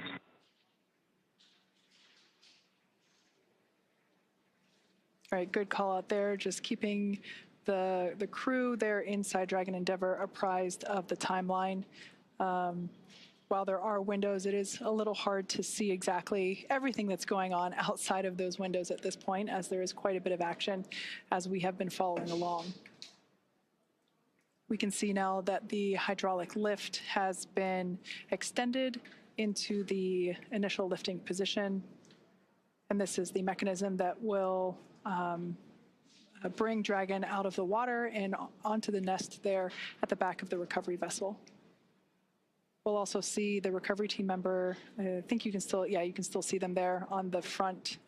They're actually standing in the bay where the main parachutes are stored.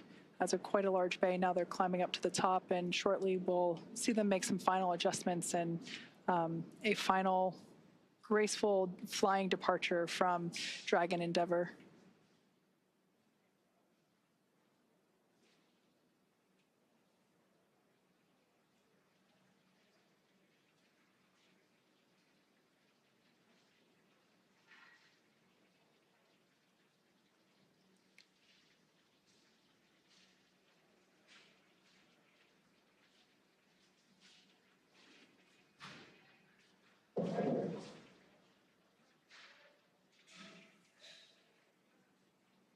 Brace for capsule lift. Crew bracing.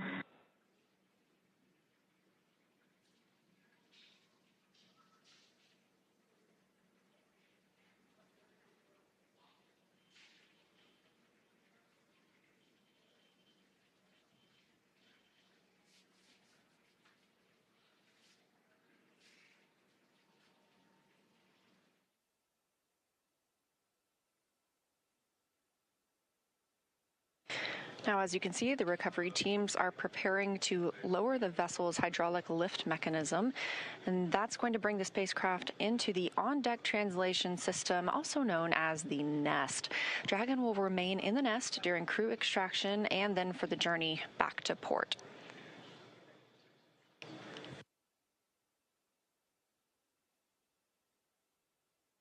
Again, all of this coming right after splashdown at 2:41 a.m. Central Time, right on time, and a really expedient recovery, partially thanks to the calm sea states and great weather that is out in the San Diego area right now, but also due to the swift and very well skilled and practiced efforts of the NASA and SpaceX recovery teams.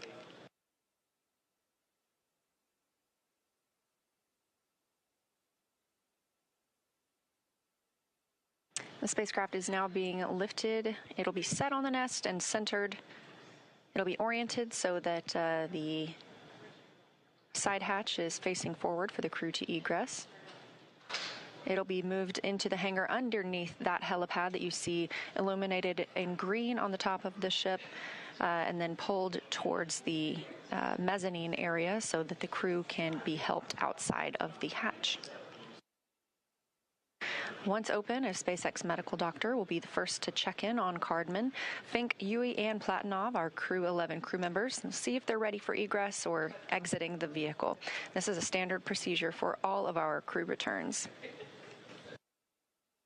This view coming from the recovery vessel, as you see Dragon, and at the very bottom, that is the nest in which we were discussing, and that's where Dragon will remain now and all the way back to port.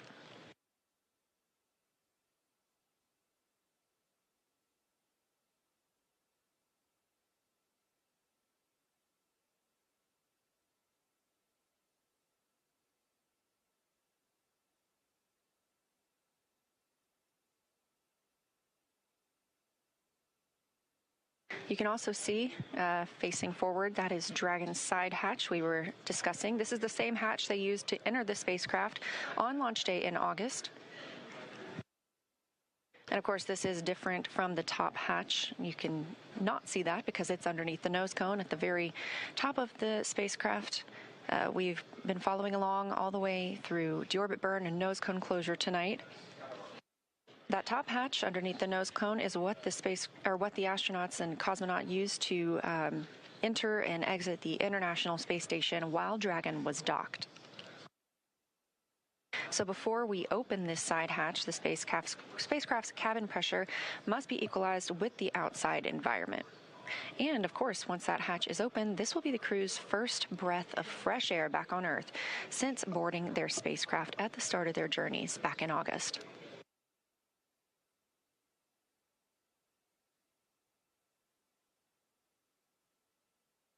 Again, a very by-the-book return for Crew-11 tonight. Everything nominal, as we often use, meaning it's normal and as planned and as expected. Splashdown happening at 2:41 a.m. Central. This swift recovery getting them on the boat. It's now 3:10 a.m. Central.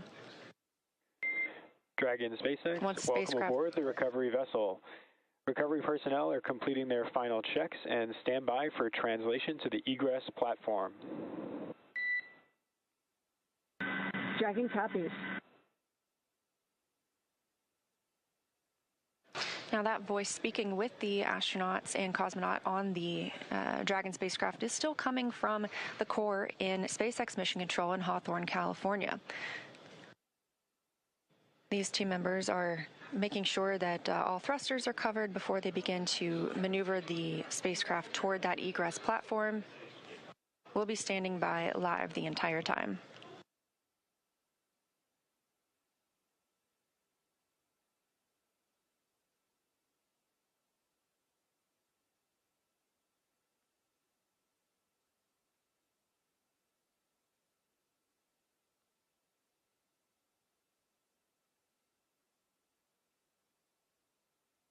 This is the 6th flight of this spacecraft. In all, Endeavour has flown 9 NASA astronauts, 3 visitors to the International Space Station, 2 Roscosmos cosmonauts, 1 retired NASA astronaut, 1 ESA astronaut, and an Emirati astronaut from the UAE to and from the International Space Station. Again, this is the 6th mission for this Dragon spacecraft named Endeavour. First launching on May 30th, 2020 to the International Space Station. And if you remember that date, that was the historic Demo 2 mission for the Commercial Crew program, carrying NASA astronauts Bob Behnken and Doug Hurley.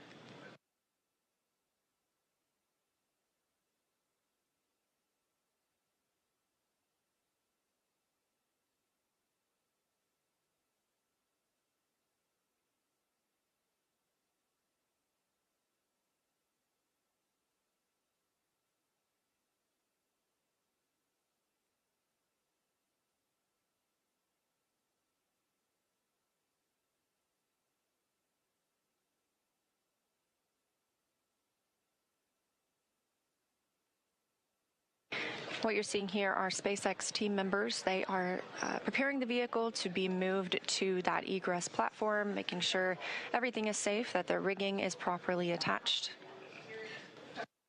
This is really the final ride on Dragon for these Crew-11 crew members. One short trip to this egress platform, and then they'll begin being assisted out of the spacecraft. Completely normal procedures for all of our returns.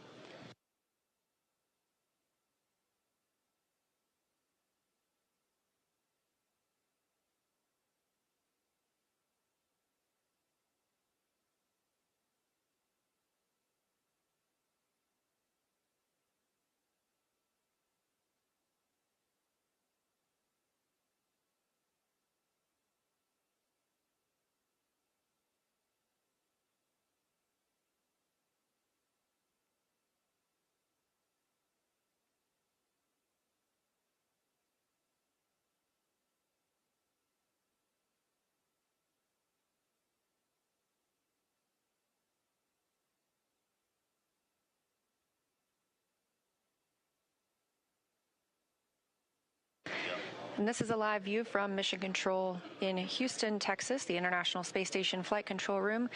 We have some additional visitors beyond the usual flight controllers and flight directors that staff this room 24/7.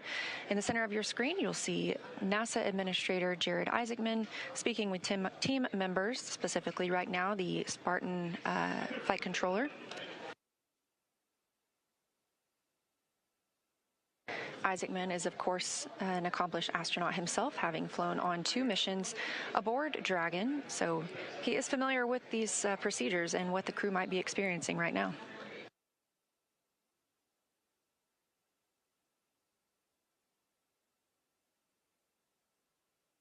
Back on the recovery ship, the teams continue to prepare to move Dragon to that egress platform.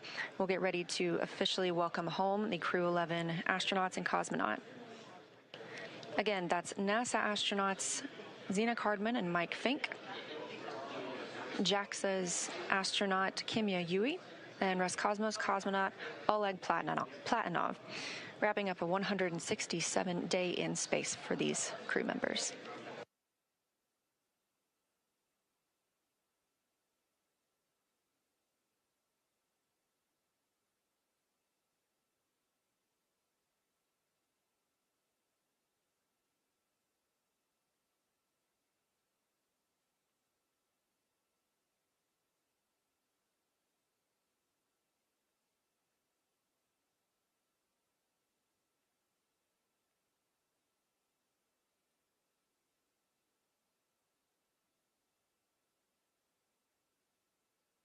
Again, if you're just joining us, thanks for tuning in. This is the live mission coverage of NASA's SpaceX Crew-11 mission returning from the International Space Station back to Earth.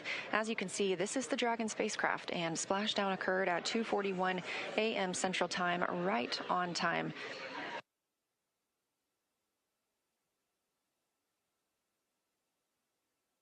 This crew undocked at 4:20 p.m. Central Time, so it was about a 9.5-hour ride from space back to Earth. They wrapped up 165 days aboard the International Space Station, 167 days in total for this mission. And we are seeing motion for Dragon. They are pulling it to the egress platform. It's a short distance, and this view coming from that platform itself. This will align it properly with the side hatch, where we will see the astronauts egress or exit the capsule. They will be assisted after being checked on by a medical doctor, and this is standard procedure for all of our returning crews.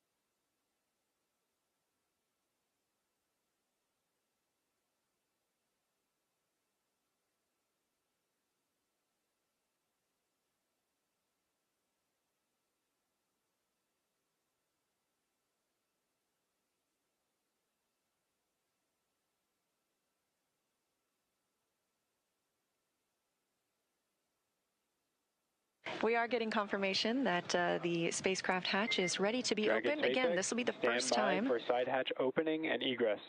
It's been an honor flying with you. Standing by for side hatch, and the honor is ours. Thank you so much.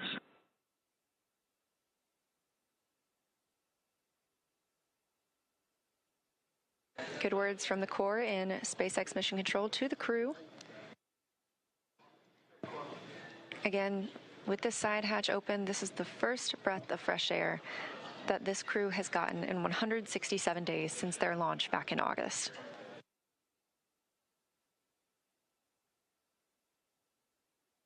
That hatch opening coming at 3:19 a.m. Central Time, and with a splashdown occurring at 2:41 a.m. Central Time, a pretty rapid access of the crew.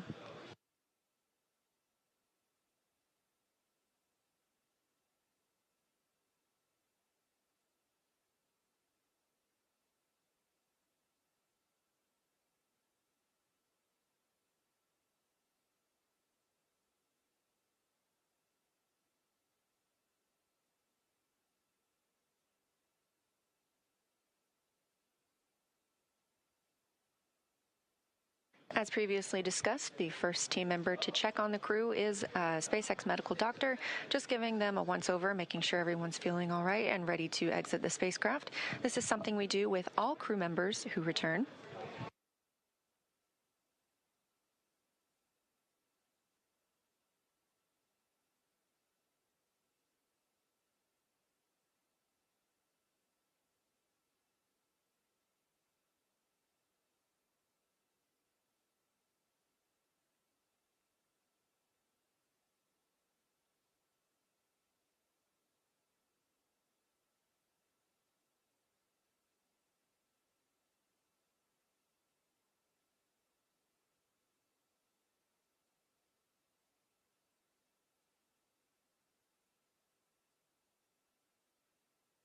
And getting a quick picture inside the capsule is NASA photographer Bill Ingalls.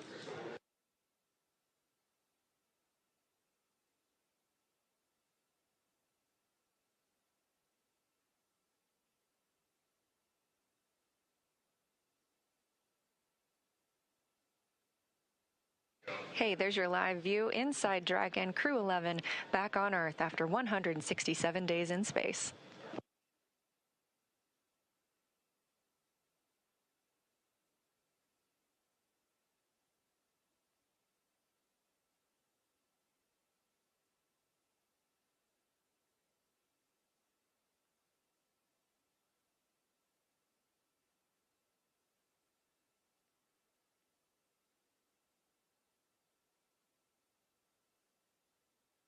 Again, next on the checklist for tonight is crew egress or exit.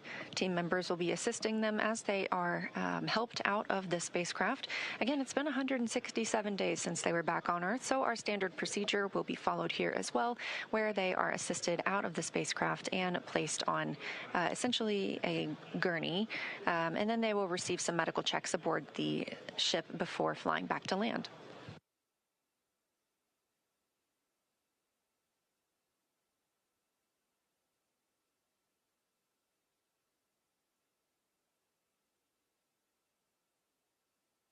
Team members inside the spacecraft from SpaceX's recovery team are helping remove some of those extra items that are in the spacecraft. You just saw the footrests being handed off. This will just make it easier for us to bring the crew out of the spacecraft.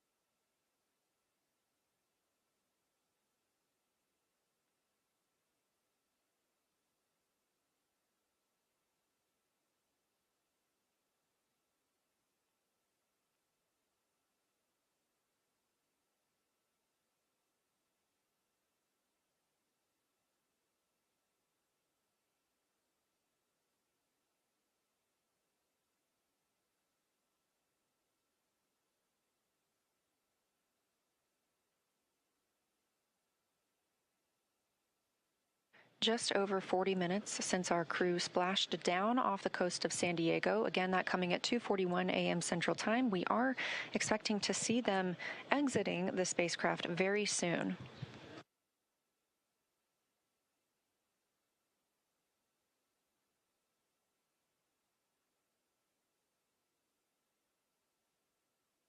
That's the chair the crew members will be helped into and moved back for their initial medical checks. Again, standard procedure for any returns on Dragon, as well as any of our crew members returning. If you've ever watched a crew return on a Soyuz spacecraft, we have a similar process where astronauts are carried from the capsule to waiting chairs and then carried again to a nearby medical tent.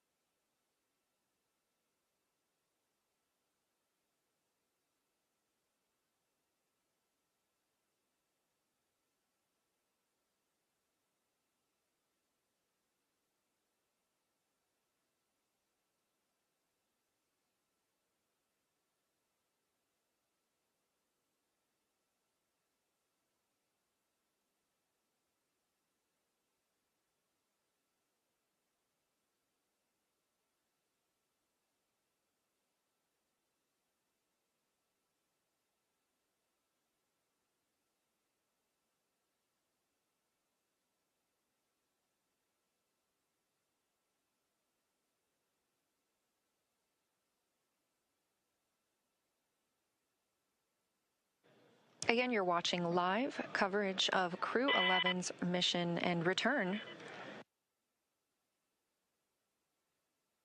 from the International Space Station, having undocked at 4:20 p.m. Central Time on January 14th, just yesterday, and splashing down at 2:41 a.m. Central Time today, January 15th.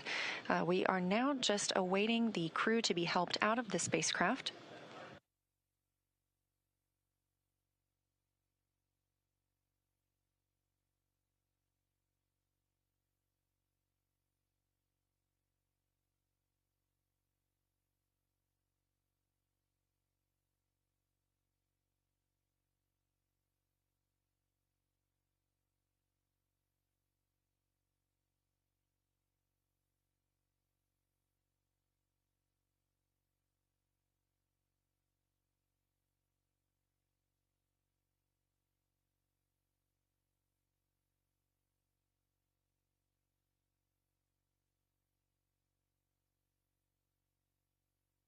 And it looks like our first crew member out of the spacecraft is NASA astronaut Mike Fink.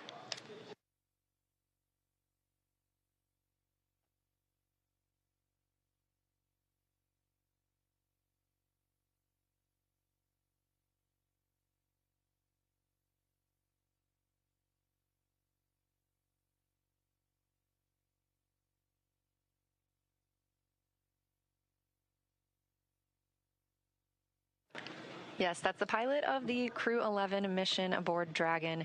Fink now being taken to those standard medical checks.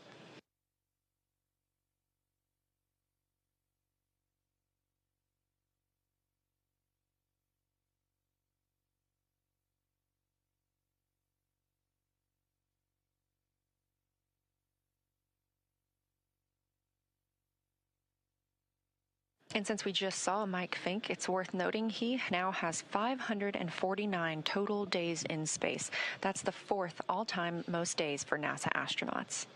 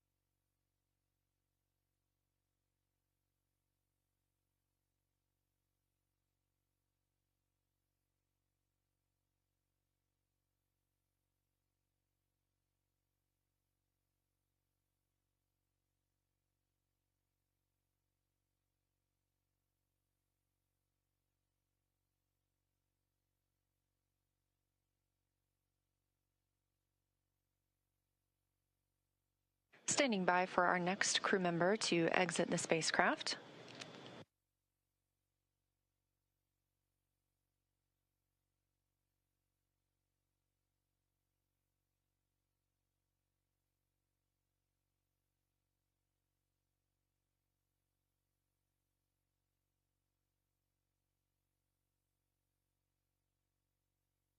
That's NASA astronaut Zena Cardman, wrapping up her first mission to space, commander of the Crew-11 spacecraft.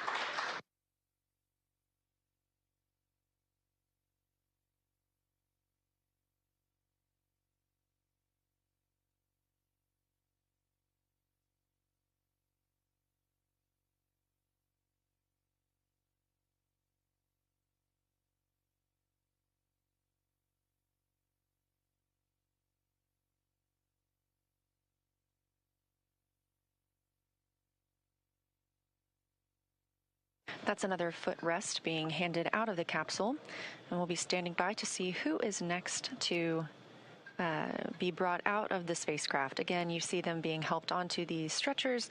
They are being escorted back to their routine medical checks.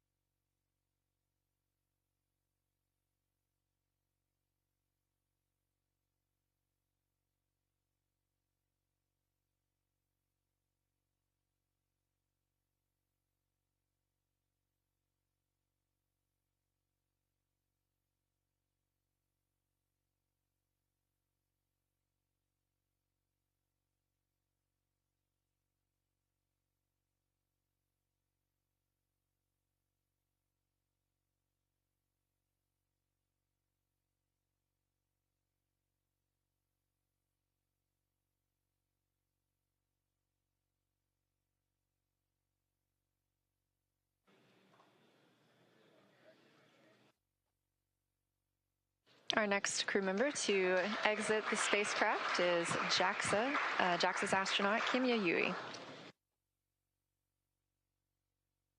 Yui just reached the milestone of 300 days in space across 2 missions.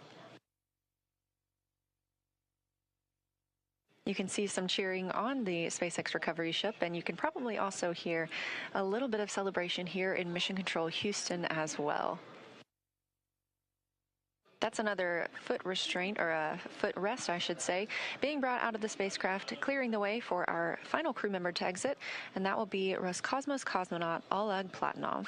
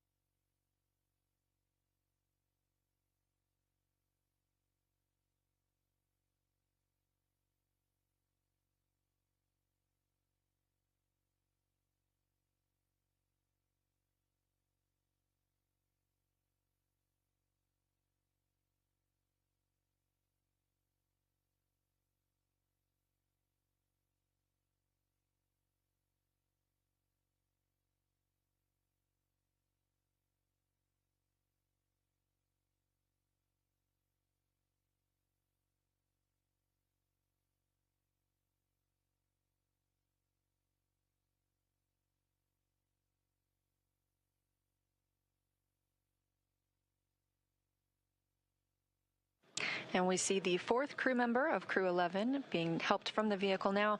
That is Roscosmos cosmonaut Oleg Platonov, also wrapping up his first mission to space.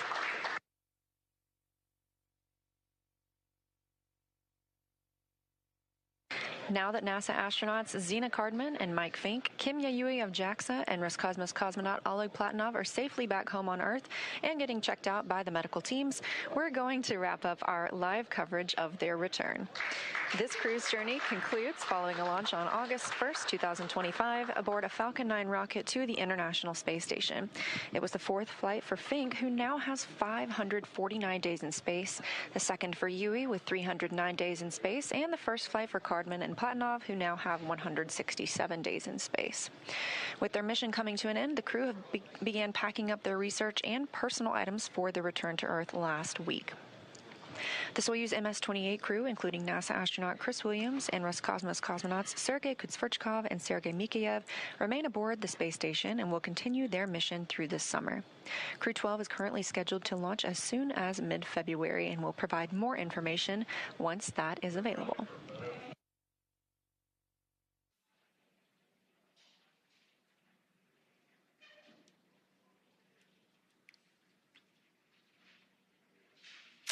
Great news for Crew-11. They are home.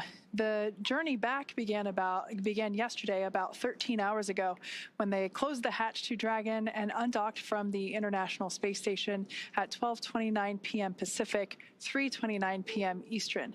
Now, during this time, the spacecraft performed a number of maneuvers in preparation for re-entry to the Earth's atmosphere, with final splashdown occurring off the coast of San Diego, California, on time at 12:41 a.m. Pacific, 3:41 a.m. Eastern.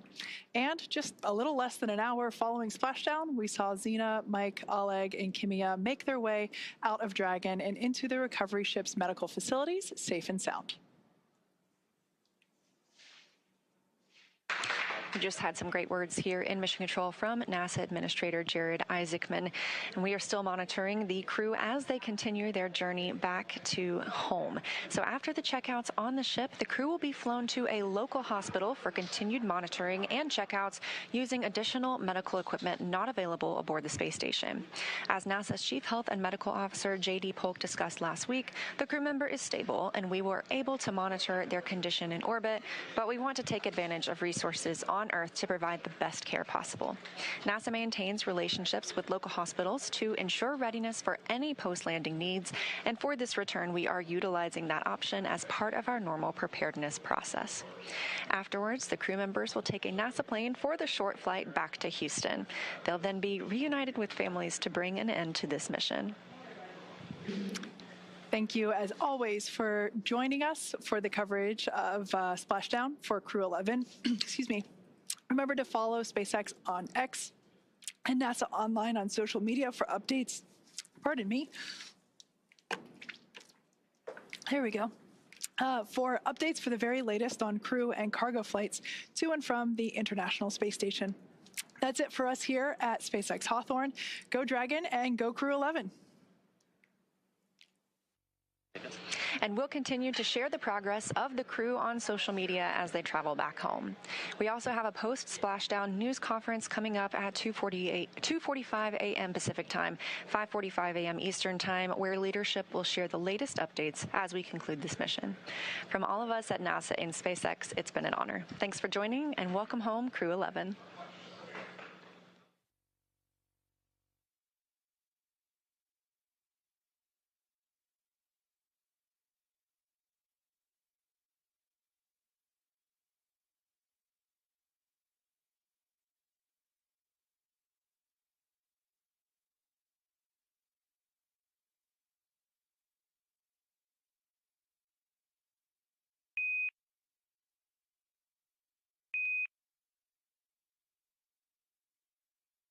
It's collected in the computer